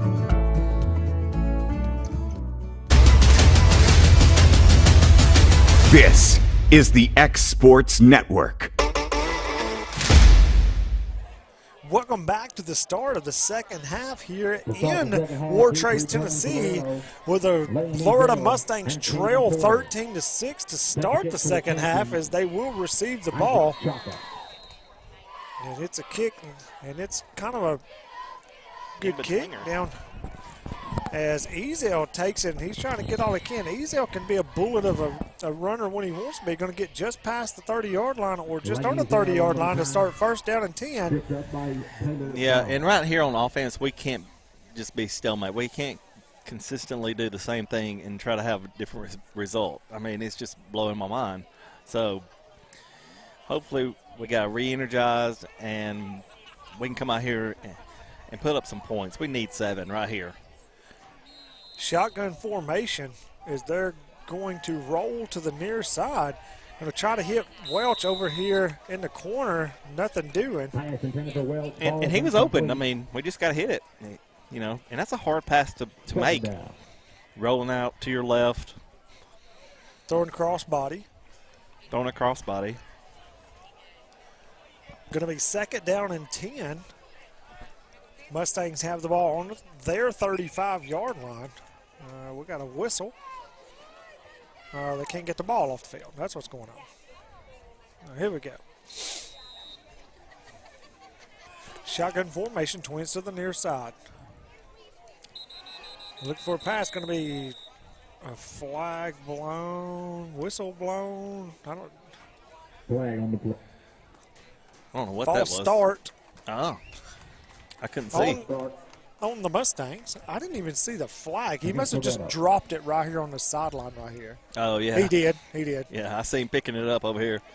I want to see some air out of it. Come on now. Get it up there. Get it up there. Yeah, show your arm strength, buddy. Let's go. We're Second behind down, the wall here. Second down and 15. Going to hand it off to Porter. Porter trying to find something. Nothing doing right there. They were on him almost as soon as he took the handoff.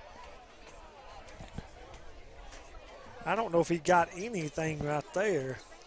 He may have got back to the line of scrimmage. He's third down and 15. As they're hustling. Long to go. Hustling. Go. They're out of position. Trips to the near side. Got a man wide open across the middle. And overthrown. That's Jackson Robertson going across the middle right there. Yeah, he had a couple options there.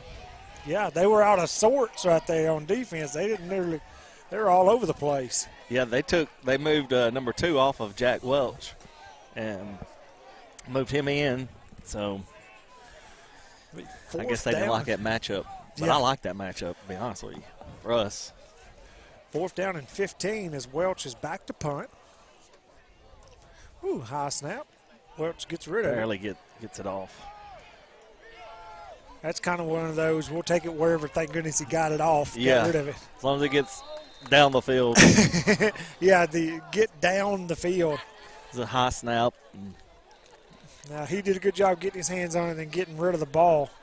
As the Cascade champions is going to take over first down and 10 from their 37-yard line. Let's see if they do, what kind of changes they do or come up with over at half as they lead 13-6.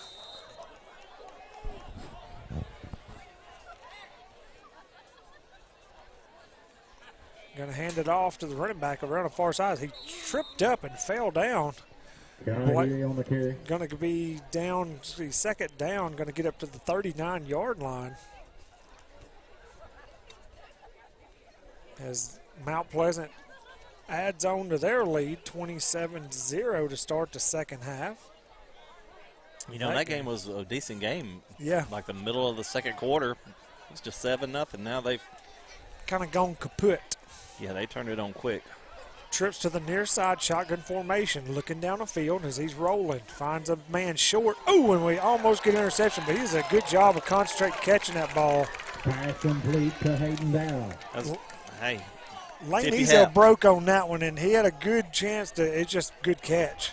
He went through his hands, went through Ezel's hands, and 21 made a good catch there. Listen, he had some zip on that ball. Did you hear it hit the shoulder pads? I mean, yeah. he put it on that one. Going to be third down, and I'm going to say 4 from the 44-yard line. Trips to the far side. Oh, stay back. Going to be handed off to the running back as he has a hole, and he's still running. Mason Tidwell strips another one out as the Mustangs try to scoop it. There's no way. Oh, that's... we're going to have to go video replay because Mason dug that one out before he was tackled, or before he hit the ground. Y'all let us know what y'all thought. Well, with that call, there's no replay in high school football. They're going to say first down at the Mustangs' 40-yard line. Cascade vet first down. Mason had his arm in there to get that one out.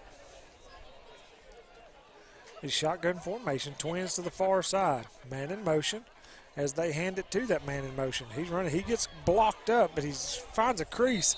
Who gets him first, Justin? That's Preston Way. Is that who that is? Number 38? That's who that is, Preston Way. And then a bunch of other Mustangs came in to finish it off. Going to be a loss of about half a yard. And we did a really nice job there just getting penetration. And it's amazing when you get just a little bit of penetration how that impacts the run game. Yes. Because now the running back, he has to make an adjustment. He can't just be looking for that one particular hole. He's going to have to bounce. Hand it off to the running back once again as we come in, but get penetration once again. I have noticed that Blaze Thomason's starting over here on the defensive line in the second half. And you got Robertson as replacement on corner over there on opposite side. Yep. Hey, the D-line did a good job of getting penetration that time. Brings up third down and 8. See, that's a nice job. Mason did a nice job there, setting the edge, making him turn back in to Blaze and everyone else. So that's what you got to do. Yep, let the big boys handle the stuff if you can. Thomason's got 3 of them on him over here. He's rolling out. Look at Pope is giving chase. Pope with a got it. Fan. Yeah, yeah, that was a face mask.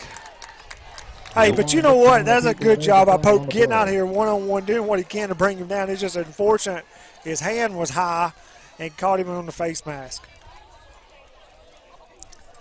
Personal foul face mask, 15-yarder. Face mask penalty. Yes, Loretto. And with it being a personal foul, that's probably automatic first down? I don't know. Let's see right here.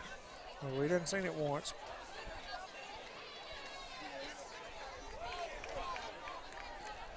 All right, he says it's going to be third down. Yeah, so that brings up third down and about 1.5. Let's see if the Mustangs get a good stop right here. Trips going to the far left-hand side, as they've got numbers big time over there. They're going to hand it off to a man coming around through here. And he's still driving as we're occupied with trying to strip the ball and send a tackle. Dadgummit. Who is that? That is Jack Welch on the bottom of the pile with the tackle. And that kid did a really good job of just staying lower than our defense. Yeah. And he just stayed lower, and then it don't matter if they pile on top of you. You can still move the pile. Yep, kept his pads low. Shotgun formation twins to the short side of the field, man in motion.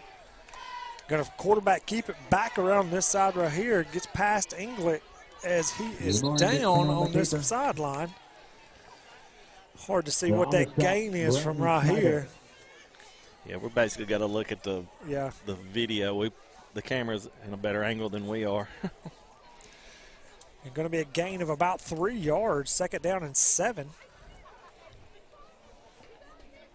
Yeah, when he gets right over here to this sideline right here, it's such a steep angle going around this building. 7 to go. Get to peek around the corner. All right, make a play, somebody. Cascade up 13-6 here, midway through the 3rd quarter as they're driving. Going to quarterback keep it, follow his running back into the hole as a lead blocker, getting positive yards. There's a helmet's ripped off of. See, that should be a personal foul too. You can't. Yeah. I mean, Grant Tidwell gets his helmet ripped off. First down. Cascade's at first down for the champions. you're going to make them leave the field for a play, but yet you're not going to call it. Yeah.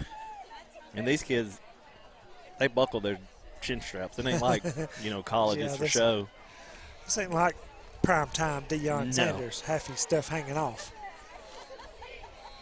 Shotgun formation, go to fake handoff. Reverse. Had reverse across the middle. Ja'Kai Inglet, good job, he and Pope. Oh, going to be 77. I think they may get with a swap. Could be Pope, I don't know. Let's see here. Going to be dead ball, personal foul. It is against Cascade, number 77. Yep. I couldn't tell. Like I said, I'm like you, I'm looking around the edge of the building. All I saw was Pope stand up. Penalty against the champions. He kind of re-pushed him back down. Is that what it was? Okay, yeah. Like I said, all I saw was looked like he didn't go flying, but like he kind of tumbled backwards. Pope did. That's about all I saw of it. Well, it was either him or the tailback, because when the tailback was getting up on Ja'Kai, he just kind of pushed him back down. I got you. Trips to the far side. Shotgun formation. Going to be a short pass to the middle man as he trying to dip through. Ooh! And Pope comes out there, and him and Welch had his arm around him, but Pope's the one who lowered the boom on that one. Pope actually hit him that time.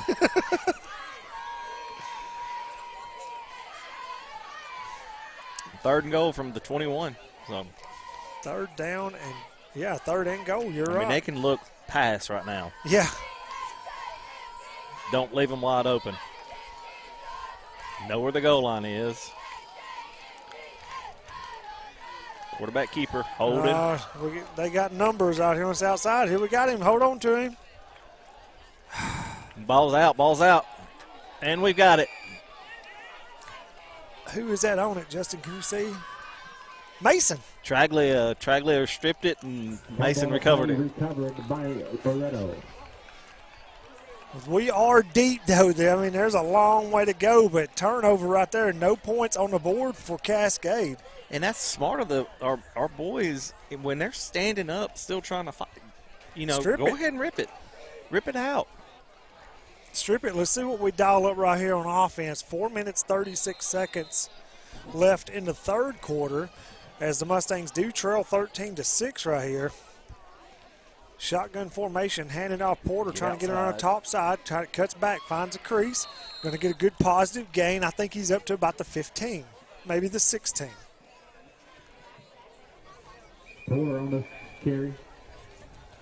Once again, score 13-6. Official timeout on the field.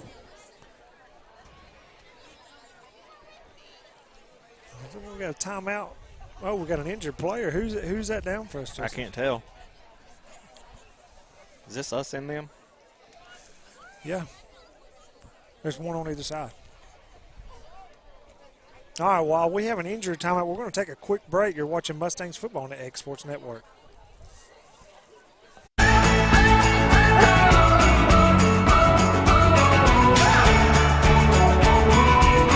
This is the good life.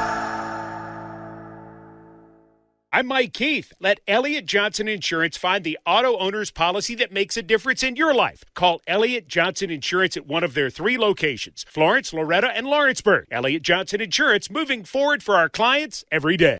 At Southern Tennessee Realty in Lawrenceburg, owner and broker Fred Webb is always working with his realtors to ensure they're ready for game day to score you the biggest win for your home or property.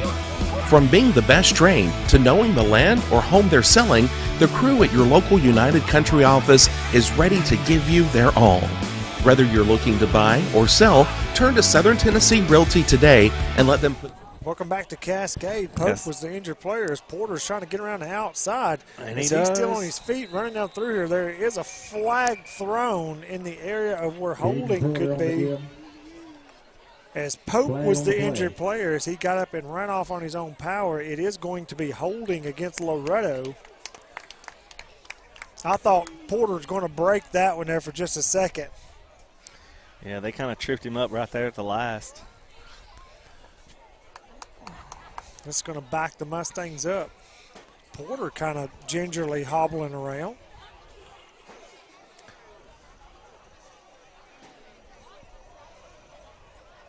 That's going to back the Mustangs up, looks like, to about the 8-yard line, 9-yard line. So this will be second down and 11, or second down and 12. Daniel shotgun formation, rolling to his right. Ooh, and right through the hands of the defender. Lucky for us, because that's about a 2 to 3 steps, and he's in the end zone. You know, and the unfortunate part about it is he was open right at the break, and that's a timing route. Like, if you throw that before he cuts open, it's a completion. And with Robertson, he can be elusive. So right. Third down and 12. 4 minutes even on the clock here in the third, left in the third. As we are on our 12-yard line.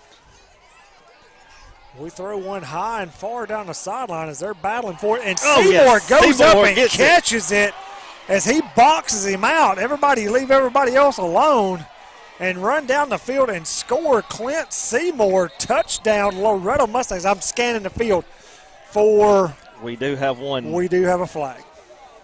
We'll see. Flag on the play. Let's see what they're going to call. Something Targeting. against Cascade. They call it targeting on Cascade. Man, Clint did a good job right there. And that was a battle just to go get that one. You know, throw up 50-50 ball, and he come down with it and took off. Yeah, he just used the old school, I'm going to box you out, let the ball get in front of me, and I'm going to get it before you. And it's also like the defender, whenever he caught it, was kind of looking around because I don't know if he may have tipped it and thought he knocked it down or what, but turn around, Clint was off to the races. He said, I'm not hanging out, Loretto. Yeah, Clint did a really nice job there, just boxing his man out, getting position. All right, now if we can make this, we'll have a tie ball game.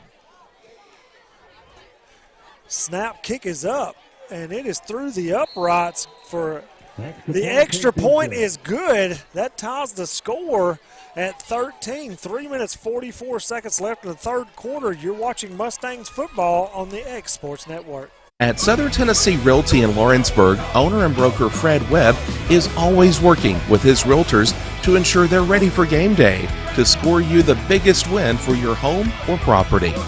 From being the best trained to knowing the land or home they're selling, the crew at your local United Country office is ready to give you their all. Whether you're looking to buy or sell, turn to Southern Tennessee Realty today and let them put their years of combined experience to work for you. Because everyone around here knows if Southern Tennessee Realty can find Bigfoot, they can find you a buyer. This is the X Sports Network. Welcome back in as the Mustangs go down and tied up at 13. How far was that? That's a 85-yard, 80-yard play, 85-yard play, something like that. Going to be, this is where they're putting the targeting penalty on them. This is where they're putting it in. Good night, I'm getting choked.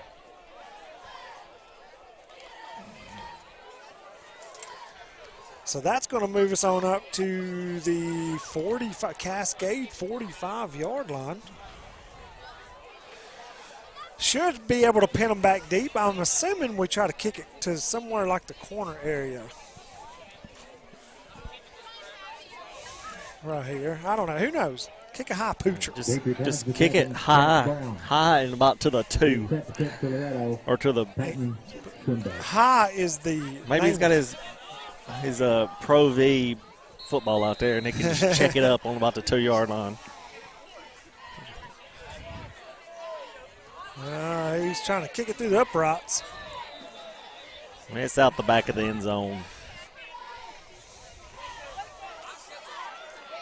Put it on. Put it on. Snyder's sitting there freezing to death, and she don't want to put a jacket on. Kevin, are you okay? Are you cold? Do you need a jacket, Kevin? Kevin, why don't you give us a weather report?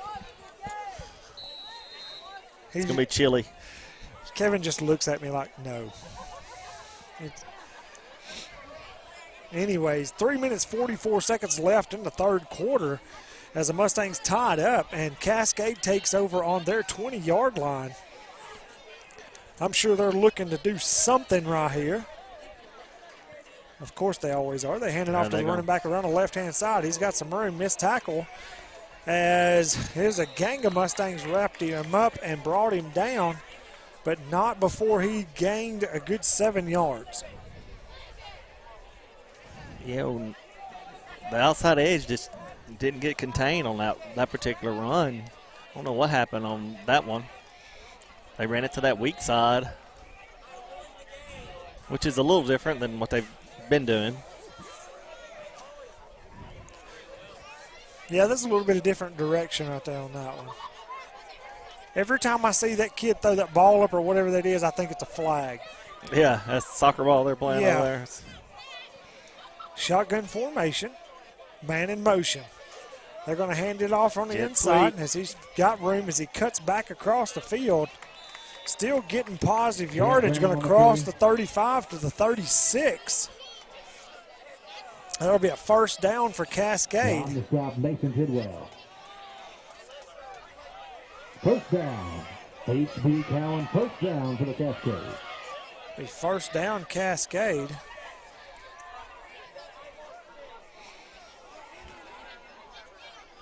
Right here on the front line right here for the Mustangs. They're looking over to the sideline.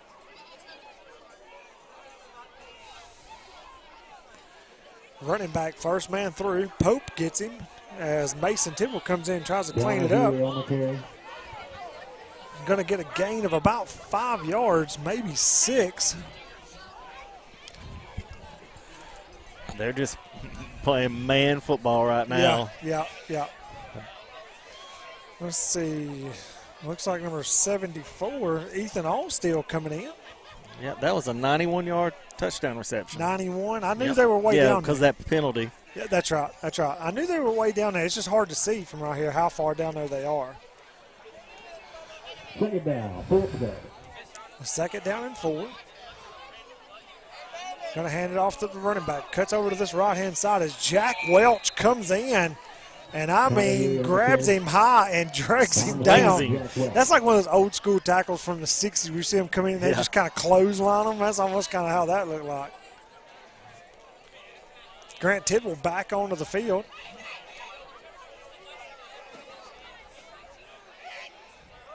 So on our defensive front, we've got Jakaya. That's Grant Tidwell. And Blaze Thomason in the middle, and then Pope on the edge. Oh, get him. Oh!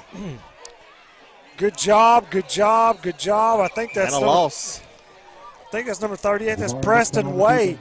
But I'm trying to figure out who the defensive back was who come up. Well, that was Lane who came up. Ezo did a good job of making him stop and try to come back. Yeah, Lane came flying. 4th down.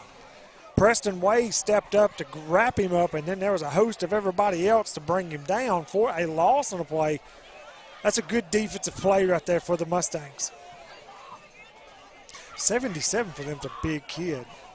We're close enough to them to see how big they are. Oh, snap is high. Go get it. Block it. Oh, my gosh. As he gets off a boomer for a punt. We're not even covering. Ball is going to be downed at the 27-yard line.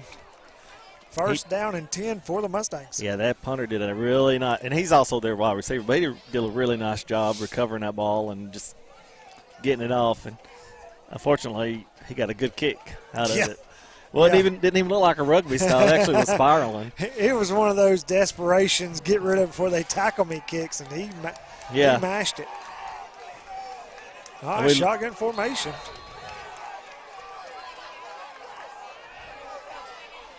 Oh, hits Welch on the inside slant. Pass complete to Welch. Wanting to waller on Welch a little bit. Don't want to get up. That's okay. I think they were kind of locked up right there because he hopped up, kind of patted Jack on the rear end. Yeah. They're going to call a timeout. We're going to take a short timeout. Actually, it's not a timeout. It's the end of the third quarter. You're watching Mustangs football on the X Sports Network. Renwright Equipment has all the tools you need to get the job done. From bombcats to trenchers to augers to lifts, we have a large variety of equipment for every project, big or small. Need a new mower? We have you covered there too. With great brands Hustler and Big Dog, Renwright is ready to serve all your equipment needs. Call today and reserve your equipment from Renwright Equipment in Lawrenceburg, Tennessee. There are now more ways to save at Quick Mart. Become a Quick Club member and easily earn rewards on qualifying purchases at Quick Mart convenience stores using the Quick Club app, available on the Apple App Store and Google Play. To save on fuel for work, use the Fuel Rewards Pro app to earn 5 cents a gallon on work fill-ups and redeem the savings for yourself. To get started, visit fuelrewards.com/pro or download the app in the Apple App Store and Google Play. This is the X Sports Network. All right, here we are at the beginning of the fourth quarter. Tie score 13-13 as we swap sides of the field as the band has gotten fired back up next to us, Justin. Hey, I can guarantee you one thing. That is a good band. Yes, they are. They are dancing and everything. The drummers are with it. No, as Carter keeps it himself around the far side. Oh, yeah, they're definitely into it over here. They're having a good time. Oh, yeah. Going to get a pot gain of maybe one. No, he gets back to the original line of scrimmage. Second down and 10. Mustangs are at the 37-yard line. Looking to get downfield. Throw it now. As he is wide open. As they have an injured player. Yes, they have an injured player. And there's a flag back here. Pope's checking on him. Yeah, he got tangled up with Clint and twisted his knee. I seen him lose it. I mean, I saw him the way he twisted up, and when he laid down, maybe he just cramping really bad. No, man, the way he twisted around and laid down, that's just not good. We got a flag, and I mean, it is a silence right here. What is that called? Blindside block. Touchdown is good? Yeah. Blindside block. Touchdown is good. It's after it was. As that's going to be a touchdown for Loretto.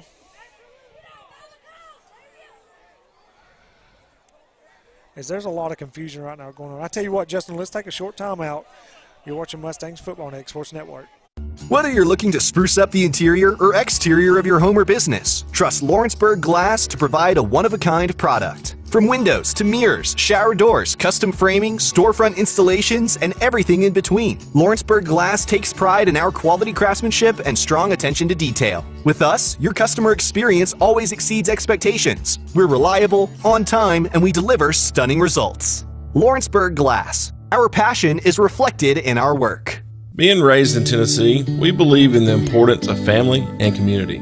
Creating a positive experience at our family-owned and operated business is one of the ways we share that belief. Being in an accident can be extremely stressful. When it came time for my repairs, Mashburn's made it easy. I am lucky to have a wonderful company in my community like Mashburn's Collision Center. It's reassuring to know that I'm in good hands because their work is second to none. We pride ourselves that the Mashburn name is one of the most trusted in Lawrence County since 1981. Mashburn's Collision Center. Let our family take care of yours. Are you looking for the perfect refrigerator? What about a new stove or washer or dryer?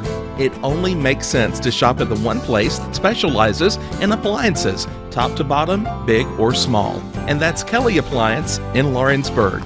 Kelly Appliance is home to all major name brands, including LG. LG makes life good with a full selection of refrigerators, cooking appliances, dishwashers, microwaves, and more, including appliances made right here in Tennessee. Family owned and family operated. Stop by Kelly Appliance on Jerry Street in Lawrenceburg today.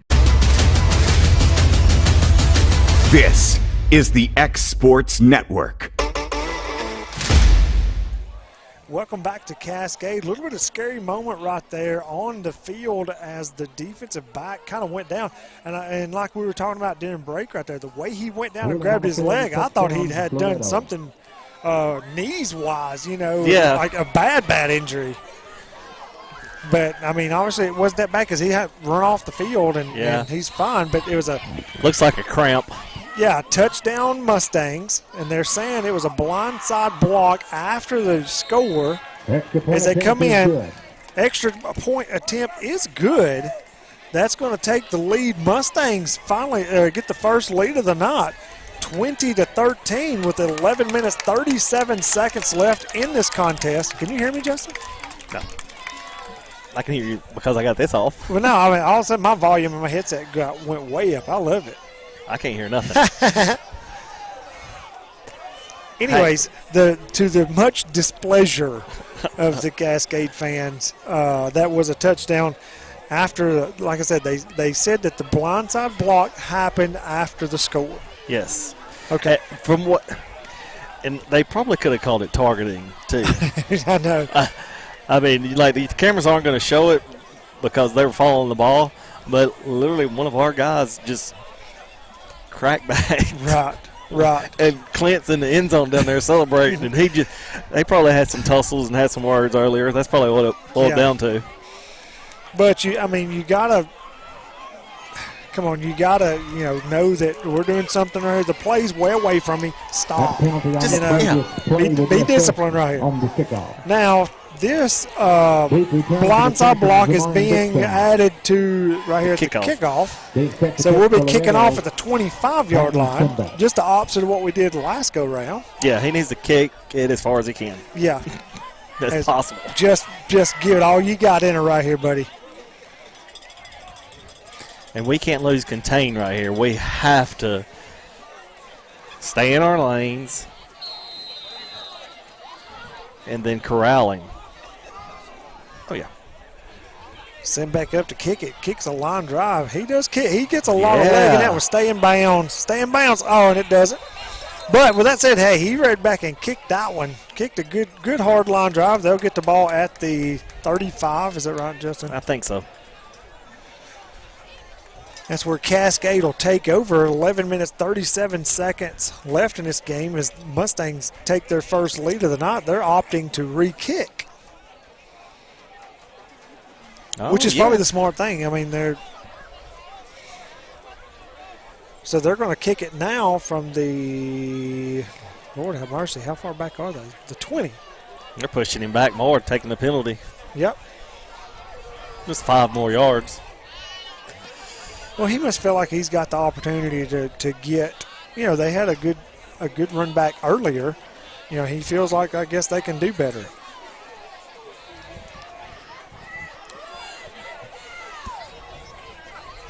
And that's smart. That's very smart. Yeah. On their team.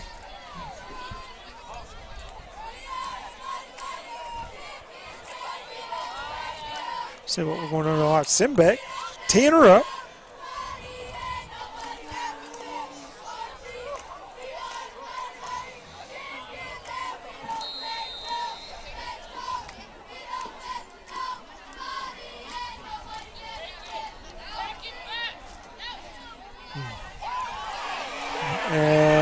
ball. He drops it, puts it on Very a turf. good, He's very trying to good. return it. Contain him, and get him down.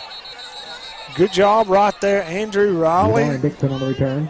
There's a host of Mustangs over there. Did a good job keeping their lanes going down the field, making the tackle. They've stopped him. He is going to be, they're going to start 1st and 10 at the Cascade Champions 36-yard line. 11 minutes, 27 seconds left. Loretto leads 20-13.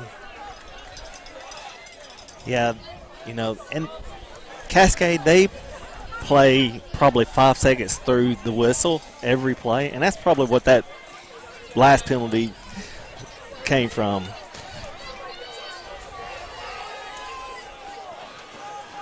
Shotgun formation, man in motion as they're going to roll out to this near side as they're looking downfield. There's it high, get it, track. Go. Tragley with the interception. He's cutting back across the field. Still cutting as they sling him down by his shoulder pads. Nonetheless, turnover. What is this? Jackson Traglia. Excellent job there by Traglia. Ball floated. He got his head around, made the pick. Come through the interception, picked it, and then got back up to the 49-yard line. As we had a little bit of extracurricular after that one, and 54 was chasing somebody to the Mustang sideline. Yeah, and there's some personal fouls over there. And what can't happen is when that kid, he made that tackle and he slung him down, which is fine. He got up over top of him. Okay. But then he kept on going at him, like chest bumping him. That's enough. I mean, personal foul against Loretto. And that's because one of our guys tried to defend Traglia when he bumped him. I'm trying to see which coach of that. We've got a coach over there that's lost his mind. And I don't blame that. I mean, they've got a front row seat of whatever it is over there, what's happened.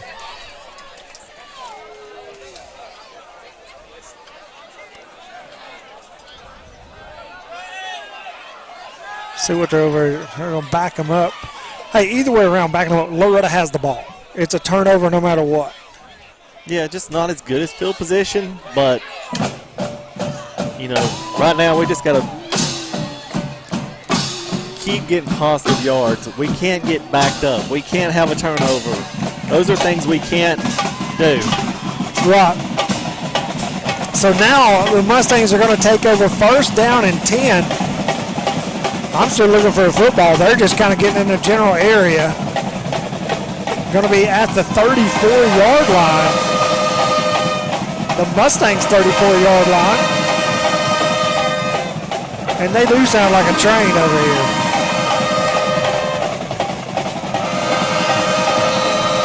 Looks like they're bringing everybody under the sun, blitzing, as they hand it off to Porter right up the middle. Right there,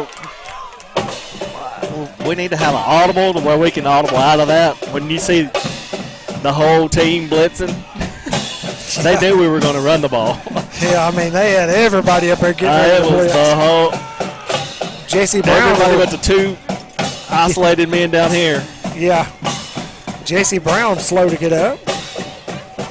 You're right. Everybody but the two defensive backs down here looked like they were going to blitz. I mean, the whole middle of the field is completely wide open. I mean, that's where we have to come up with that hot pass. Here they come. Here they come. Throw down the field. He's got Welch. Welch, hits him in the hands and spins around. Dadgummit, Jack. It's almost kind of like he turned the wrong way. He didn't on the opposite shoulder. Well, he tried to. I know. Just letting it fall in his. Let it come over your shoulders. Yeah, just let it come over your shoulder. Basket catch it. He tried to use his hands. I think he thought that kid was going to jump for it, and he didn't. Of course, that kid's going to have to jump to get the ball from him. 3rd down.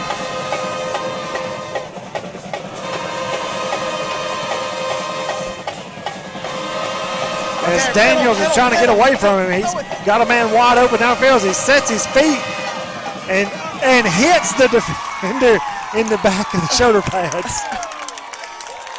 And that's a break for Cascade because yes. if he throws it 2 seconds earlier, that's a touchdown for Loretto. Wow.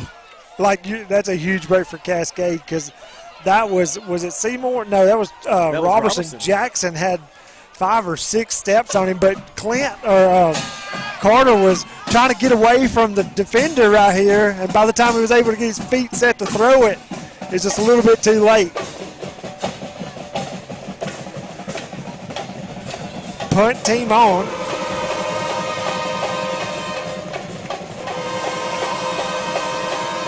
Jack gets rid of a high spiral. Good kick. Is this going to hit and bounce out of bounds? Good kick by Jack right there. He gets rid of it so quick. I mean, it's like he don't even take the steps. It's like catch kick. Yep. Very unorthodox punter. It is, man. He gets rid of it. Yeah. For sure. He don't punt it. He just kicks it. Cascade takes over. First down and 10. They're going to take over on the 20-yard line. 10 minutes. The only bad thing about those last 2 play calls, though, is by not completing them, you're giving them more time. Right. So Kills that's the the clock. unfortunate part. Right. And clock, we need to be running as much clock as we can if possible. Hand off to the running back as he comes over to the left-hand side. Welch comes in and clears it out. Pope once again, first man on him. You're on the stop, Jack Welch. See, they hit through the whistle, and they could call a penalty on that every time. They're going to get a gain of about 4 yards. You're right, they could if they wanted to call that penalty every time. Yeah.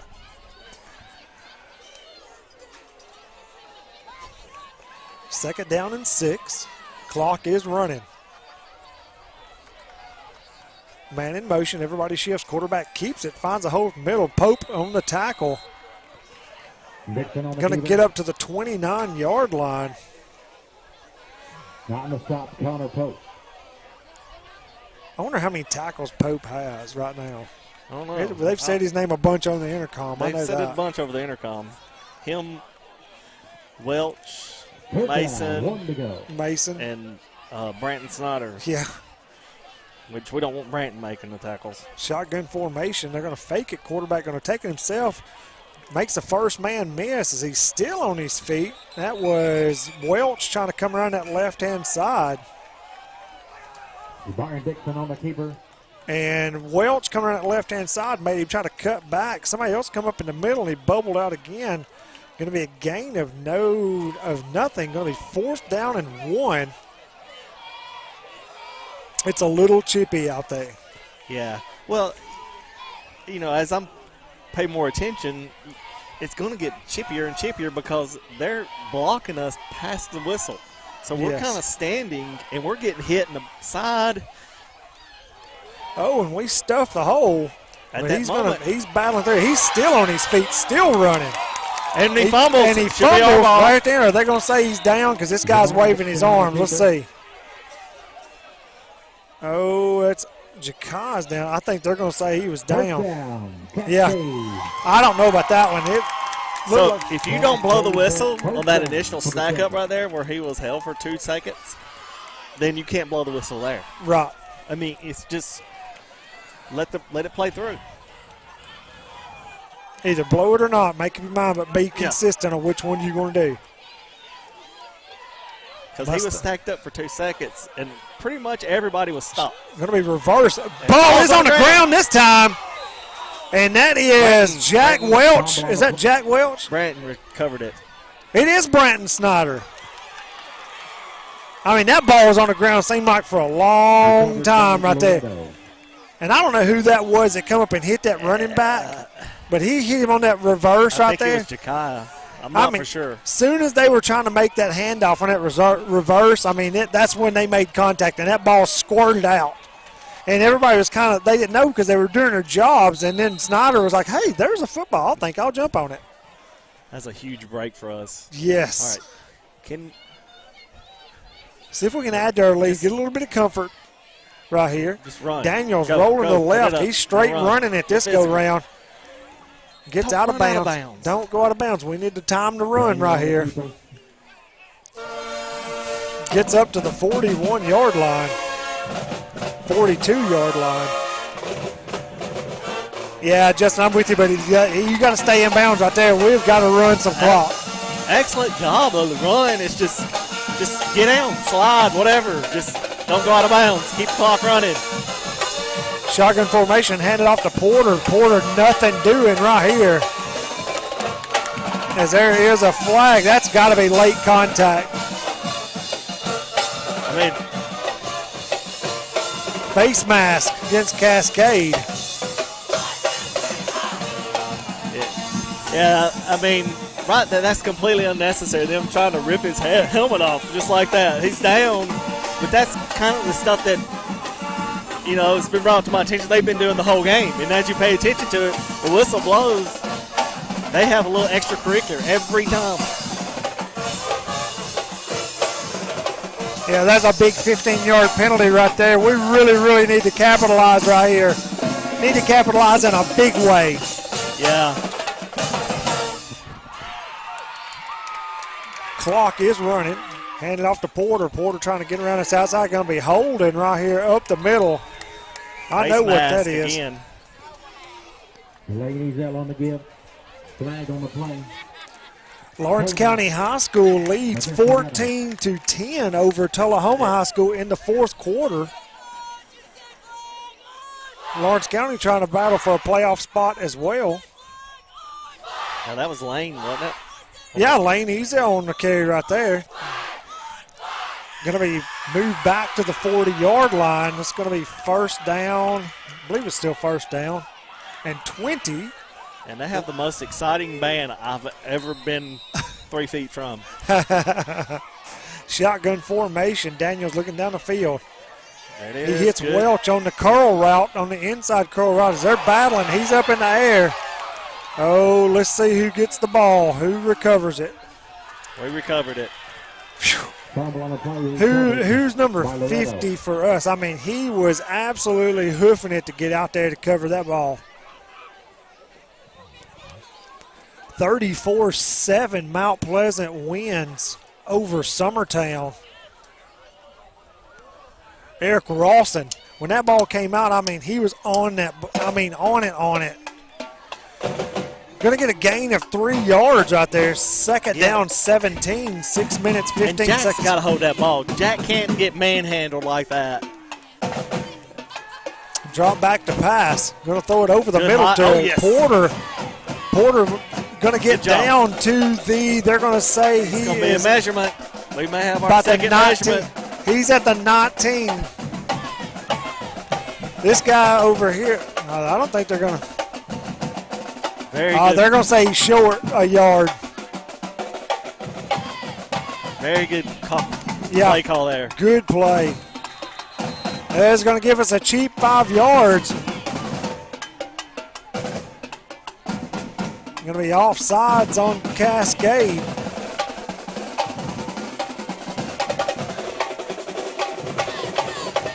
You're right. This is as close to a SWAC band as you'll get to in 2A football in Tennessee. They're wide open. I have no idea what you're saying. Oh. I can't hear you. I can't hear you at all.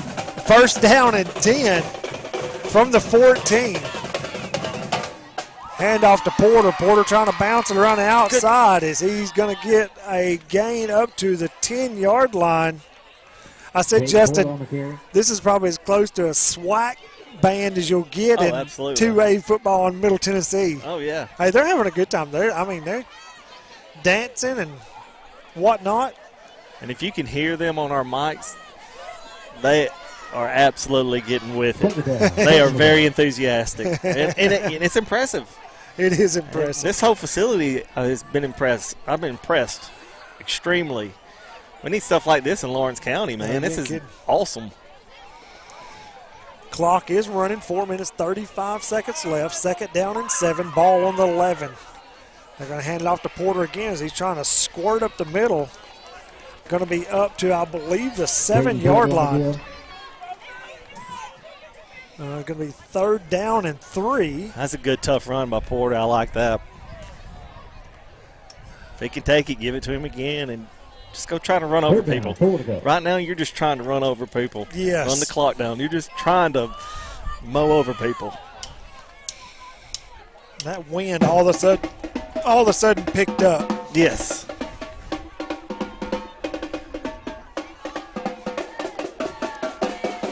Shotgun formation, hand off to Porter. Is man, oh man, that defensive lineman was back there quickly.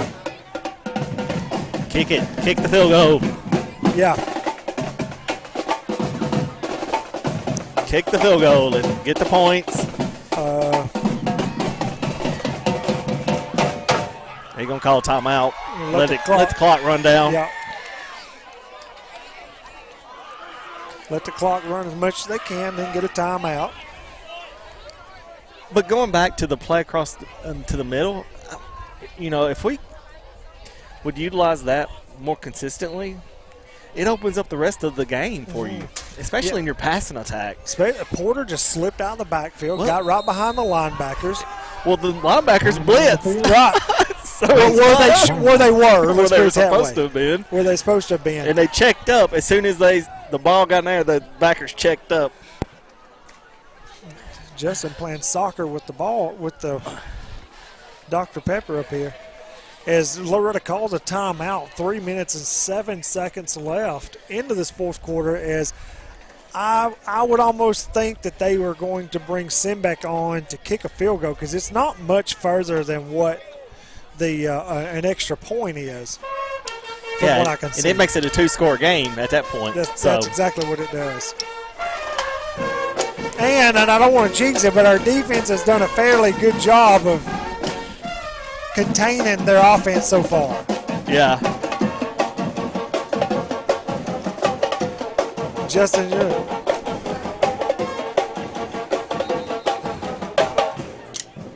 yeah, I don't blame you, buddy. They're having a good time over here. As Loretto does send the field goal unit onto the field. Brenton Snodder's the holder. Patton Simbeck stepping it off.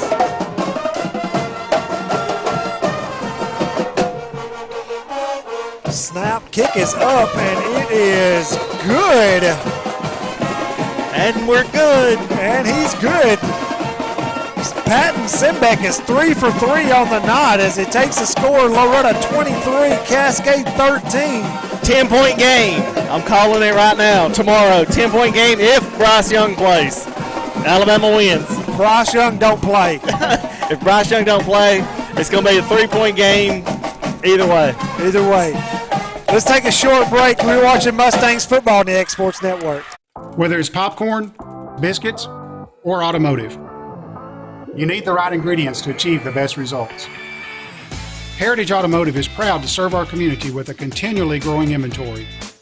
We also help our community grow by contributing to a vibrant economy, which helps build schools. I'm Keith Durham, and I'm the General Manager here at Heritage Automotive, and it's my job to make sure that you're 100% satisfied. Heritage Automotive, your hometown Chevy, Buick, and GMC dealer. This is the X Sports Network. Welcome back into Wartrace, Tennessee, here home of the Cascade champions, as Patton Simbeck puts in an extra, or a field goal to take the lead to 10. Loretto leads 23-13. 3 minutes and 3 seconds left into this contest, as Simbeck poops a high short one, as smart by Cascade letting it get out of bounds. Kick it deep. Yeah. But that's going to start them at the 35-yard line. I'm assuming that's where they're going to take it this go round. Yeah, they'll take this kick because, well, they're not backed up. We're not backed up like we were earlier. No. To make the advantage bigger. And he was trying to kick a short pooch kick to the guy, the up back there, but he just didn't want to catch it. He didn't want to catch it. He just said, "I'm opting out." Yeah, he said, "No, sir." All right, now just on defense, Brant needs to probably back up about 5 yards. They're going to have to throw the ball. There's not even an option. Yeah, they got to make some big yards, leaps and bounds. Or they're going to run some big reverses or anything like that. So you just need one to stay deep, and everybody else just play normal, play aggressive, get after it. Shotgun formation. Twins to the near side as they're dropping back, looking to throw it, and he misses his wide receiver. Just a bit outside. Just a bit outside. I'm not 100% sure that wasn't a messed up route. Something happened right there because he hasn't been that far off on most of his passes tonight. Stops the clock at 2 minutes 59 seconds left.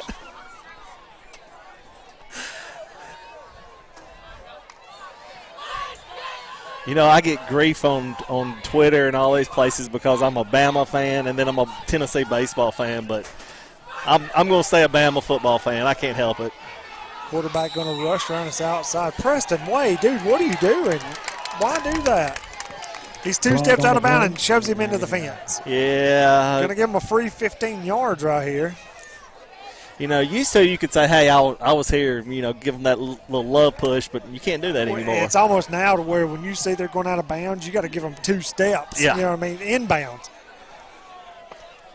I mean, if you're going to get that penalty, make it worth it. Yeah, lay him out. I mean, just I don't mean to say unleash. That. Yeah, I mean, if you're going to get that kind of penalty, make it worth your while. Yeah.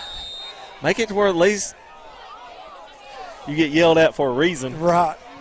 And not a lame one. Oh, as he throws it deep. There it is. Down Look at the ball. And I'm waiting. I'm surprised. Listen, that was a good defensive play right there, but I was waiting on that guy to throw a flag. I don't know why. I just felt like he was about to throw a flag. Well, I mean, Branton, once he turned his head, there was nothing he could do. Right. I'm just saying. If Branton doesn't turn his head, then, yeah, he's going to throw a penalty. I guess I'm thinking that because the way he was kind of feeling around of his belly or whatever, I was waiting on him to throw a flag. We were – after this play, we'll get more onto that Tennessee-Alabama game. Going to hand off to running backs. He's running right side. His blocker blocked Mason into the room to make the tackle. And, but, tomorrow CBS is going to be confused. They ain't going to know who not to cheer for because they hate both of us. I know. It's going to be so bad. Well, you'll have Gary. Gary will be cheering for Alabama. Look, no, he don't. It just depends. I think it's everybody's fan base who he thinks will dislike him the most is who he's going to, yes. talk about the most. Because he don't like the SEC for whatever reason. And they've paid his bills for years now. Yeah, I hate that they let CBS do those games like that. Shotgun formation, going to try to throw it down. Has a man right there on the inside as he connects with it. Ooh, is Jack Welch. How is that not a peel back block? I mean, Jack just got KO'd. Yeah, and how is that not one of those? Cascade first down. Anyways, Cascade 2 minutes left. They're moving. Let's go, Pope. Get you a sack here. He escaped. Oh, Lord. And he's got a guy wide open and overthrows him. Woo. He was wide open. And that's the unfortunate part. The quarterback scrambling. The DBs can't worry about him scrambling. They have to stay back. Yeah. And protect the end zone. Just know where the end zone's at. Stay there. Clock stops on the incompletion as they hand it off to the running back as he's Inglet, of course, Pope. I think. Ja'Kai, Inglet, Pope. I think that's Preston Way, maybe. On it also. Yep, those are the two. Timeout, Cascade. Let's take a short timeout. You're watching Mustangs Football on X-Sports Network. Flooring sets the tone throughout your home. For flooring that makes the right first impression, start by choosing us, Floored by Justin. A one-stop flooring destination. Our new location stands alone for unequaled customer service and selection. Owner Justin Story's mastery of custom hardwood inlays means every room can have a custom look. Discover how the right choice of hardwood, laminate, carpet, or tile can set the tone in your home. Contact Floored by Justin today.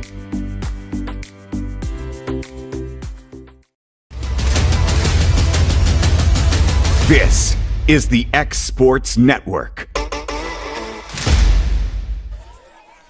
All right, as we're back after the timeout, 1 minute 45 seconds left in this game as Cascade's trying to go down and score and still have enough time to get an onside to score again as Loretto leads by 10. Shotgun formation as he's rolling out. They got blocks up the middle. He throws it in the end zone. Ball. Oh, and he dropped it. Listen, that Mustangs are very fortunate right there because he cut right in between two defenders and it hit him in the worst place possible, right in the hands. I mean, that's twice now on this possession where we've given up a potential touchdown. How does that happen? I don't understand. They're not going to fall in our favor every time. Shotgun formation. He's rolling to the right this time. He's just going to take off. Yeah, Thomason chased after him. It was 4th down. Oh, no. Bad decision right there by the quarterback. It was 4th down. And he run out of bounds way before the first down yardage. He just Ball turned over on down. I think he just lost where he was at and forgot. I think he lost what down it was. Yeah. He was trying to get yardage and stop the clock, and it was 4th down. There's people over here like, what are you doing? And, I mean, I get it, but, man, that's tough right there. 1 minute, 30 seconds left. But in the Mustangs' favor, they get the turnover on downs, as I'm assuming we're going to hand it off or run it multiple times to run this clock out, as Daniels is scrambling around as he takes a tough hit. I mean, that's what I'm thinking right there. That kid just intentionally turned around as Porter's looking at the umpire. They're going to be holding against Porter, yes. And then dead ball, personal foul against Cascade because Porter's turned around at the umpire. And that guy just comes and blindsides him out of nowhere. Like, what are you thinking? 1 minute, 22 seconds left. And everybody's Amber's alert's going off. I know. I'm buzzing. I can't figure out how to get it cut off myself.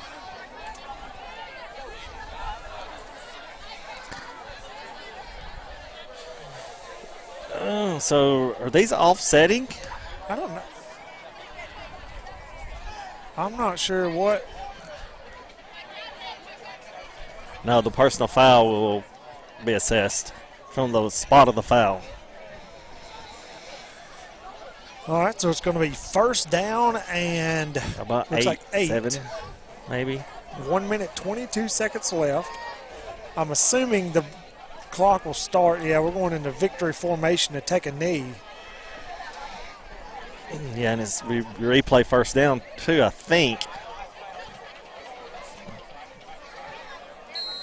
Because they've only got 2 timeouts left, so just snap it. Well, the stripes is right there. Oh, I see him in the middle now. Yeah, it's hard to pick out. They were blocking him. I don't know what's going on right here. It's like he's standing up there to keep them from hitting the center or something. Usually they back out of the way. Going to be timeout call for Cascade. Timeout. You got a timeout called. Mustangs lead by 10, 23-13. 1 minute, 20 seconds left. We are in the victory formation, taking a knee, trying to run the clock out. 2nd down and 8, as Cascade did have 2 timeouts left. That middle works. The middle works. I tell you what, while they're taking this time, well, no, we'll keep it right here because these are going to be short timeouts. I'll always say go Vols. Hey, I picked the Vols. Justin said go Vols earlier in the press box. Yeah, right. You saying Justin said go Vols while we're at timeout? I did say go Vols during baseball season. Oh, okay. Go Vols baseball season. And they have 1 more timeout. 1 more timeout left. Yeah, that was I guess I just plus see too much, I guess, college ball to where whenever they get in this formation, that guy backs their umpire backs way up. Yeah. Doesn't, keeps him up, but he just stood right there. I mean, almost right over the top of the center. So he's backing up a little bit more this go around. I thought they were going to leave somebody wide open over there as we come out in a regular formation this go round. Daniel going to hand it off to Porter. Porter around this near side. Going to be holding on Pope.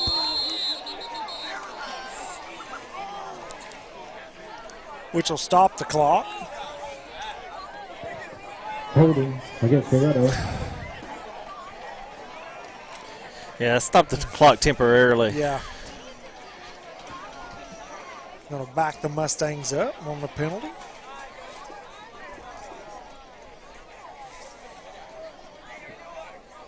Let's see where we stop. We are at the 11-yard line.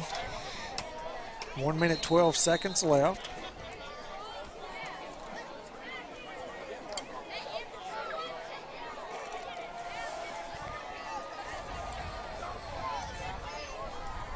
I'm still buzzing. This is a huge game for us because, next week when we play Richland, we now have the potential to be second place and get. Would we get to host a game if we come in second? Caden Porter on the carry. So Porter. that would be huge for us. Shoved out of bounds, going to stop the clock.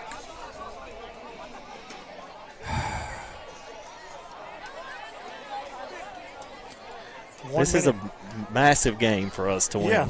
Yeah. With Mount Pleasant beating Summertown, that kind of. Yeah. Who did Richland play tonight? Did they play Forest? 1 minute, 5 seconds. Does anybody have an left. update on the Forest game that they could text Nick or myself? The score? Porter looking for a hole, just kind of get bouncing down, around. get down. Yeah, trying to run time off the clock as the Cascade coach calls timeout. As he calls timeout, let's take a short timeout watching Mustangs football on the X Sports Network. For the best at-home care in Lawrence County, the Summit at Home is the right company for you. We have a friendly staff over 25 that is trained, educated, and qualified to help with all your needs within your household. Our non-medical services include transportation, housework, dressing, and companionship. We are also covered by most long-term care providers. For more information, please call 931-762-2310.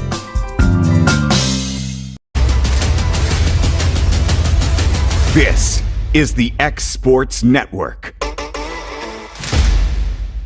Starting quarterback. All right, where we are, back to Cascade. Sorry, Kevin, I wasn't paying attention to it. We were talking about what was going on around the area in local football. And the score of the Forest game, 35-34 in the fourth quarter over Richland. So that's a dogfight right there. 59 seconds left in this contest. Mustangs are up 23-13 as Cascade has no more timeouts left. And we're in punt formation. We just have to get the punt off. And Jack does. It's a dandy, too. Missile. And this kid catches it. He's trying to come around the inside. As he breaks a tackle, gets across the 50. Mason gets hit in the back right there. They're bleeding for a flag. As 48 seconds left, Cascade has the ball at the Mustangs' 48-yard line. Still trying to work to make something happen.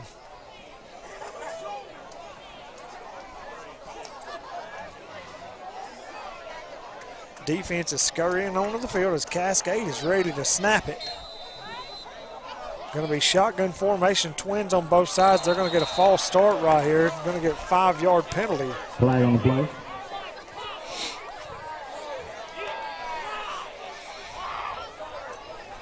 Going to back them up back on the other side of the 50. They're back on their 47-yard line. Right here would be a good time to have two deep safety.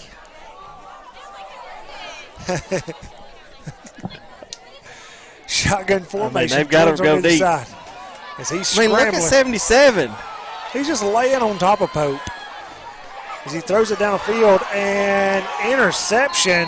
Mason Tibble? Is that who Mason, that is? yeah. And that seals it. That should seal the deal right there. Pass intercepted. 35 seconds left. Mason Tidwell goes back and intercepts it. Should seal the deal for the Mustangs as there's 0 timeouts left for Cascade. Now we can take the true victory formation. Yeah.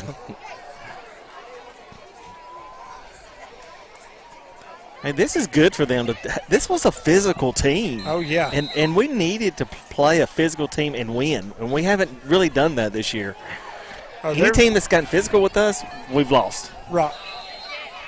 I mean, that wasn't that. This is physical, so they're going to let the clock run. 39, 38 seconds left. Yeah, you're right. That was a physical game. I'm not sure what's going on up here right now. They're just letting the clock play out. Yeah, the Black Hat he was saying something.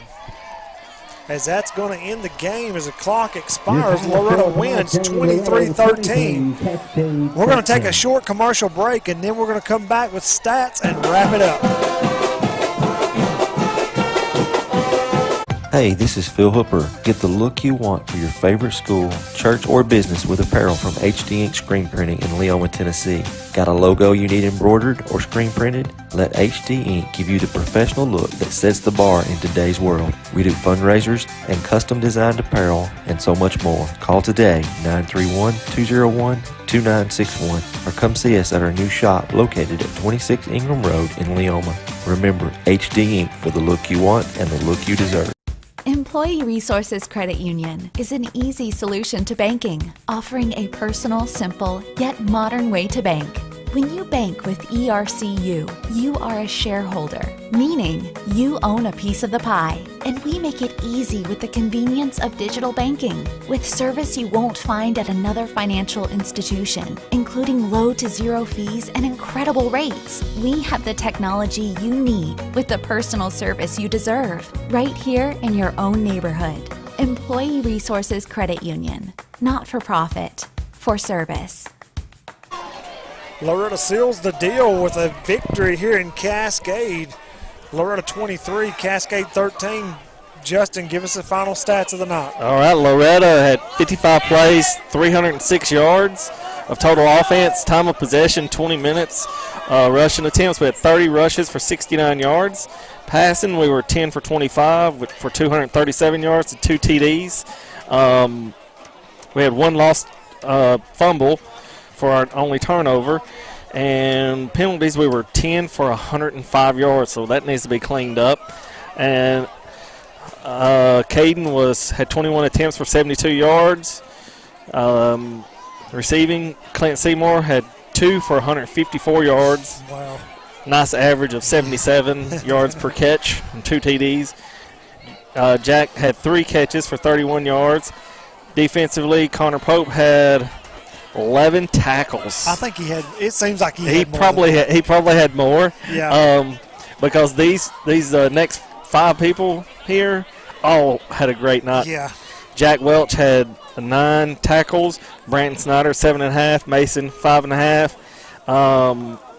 And as far as Cascade, they were 65 plays, 332 yards, and 28 minutes. One thing I will say about this game is we had about 5 more minutes than we've typically been having in our losses, and that was the difference in the game.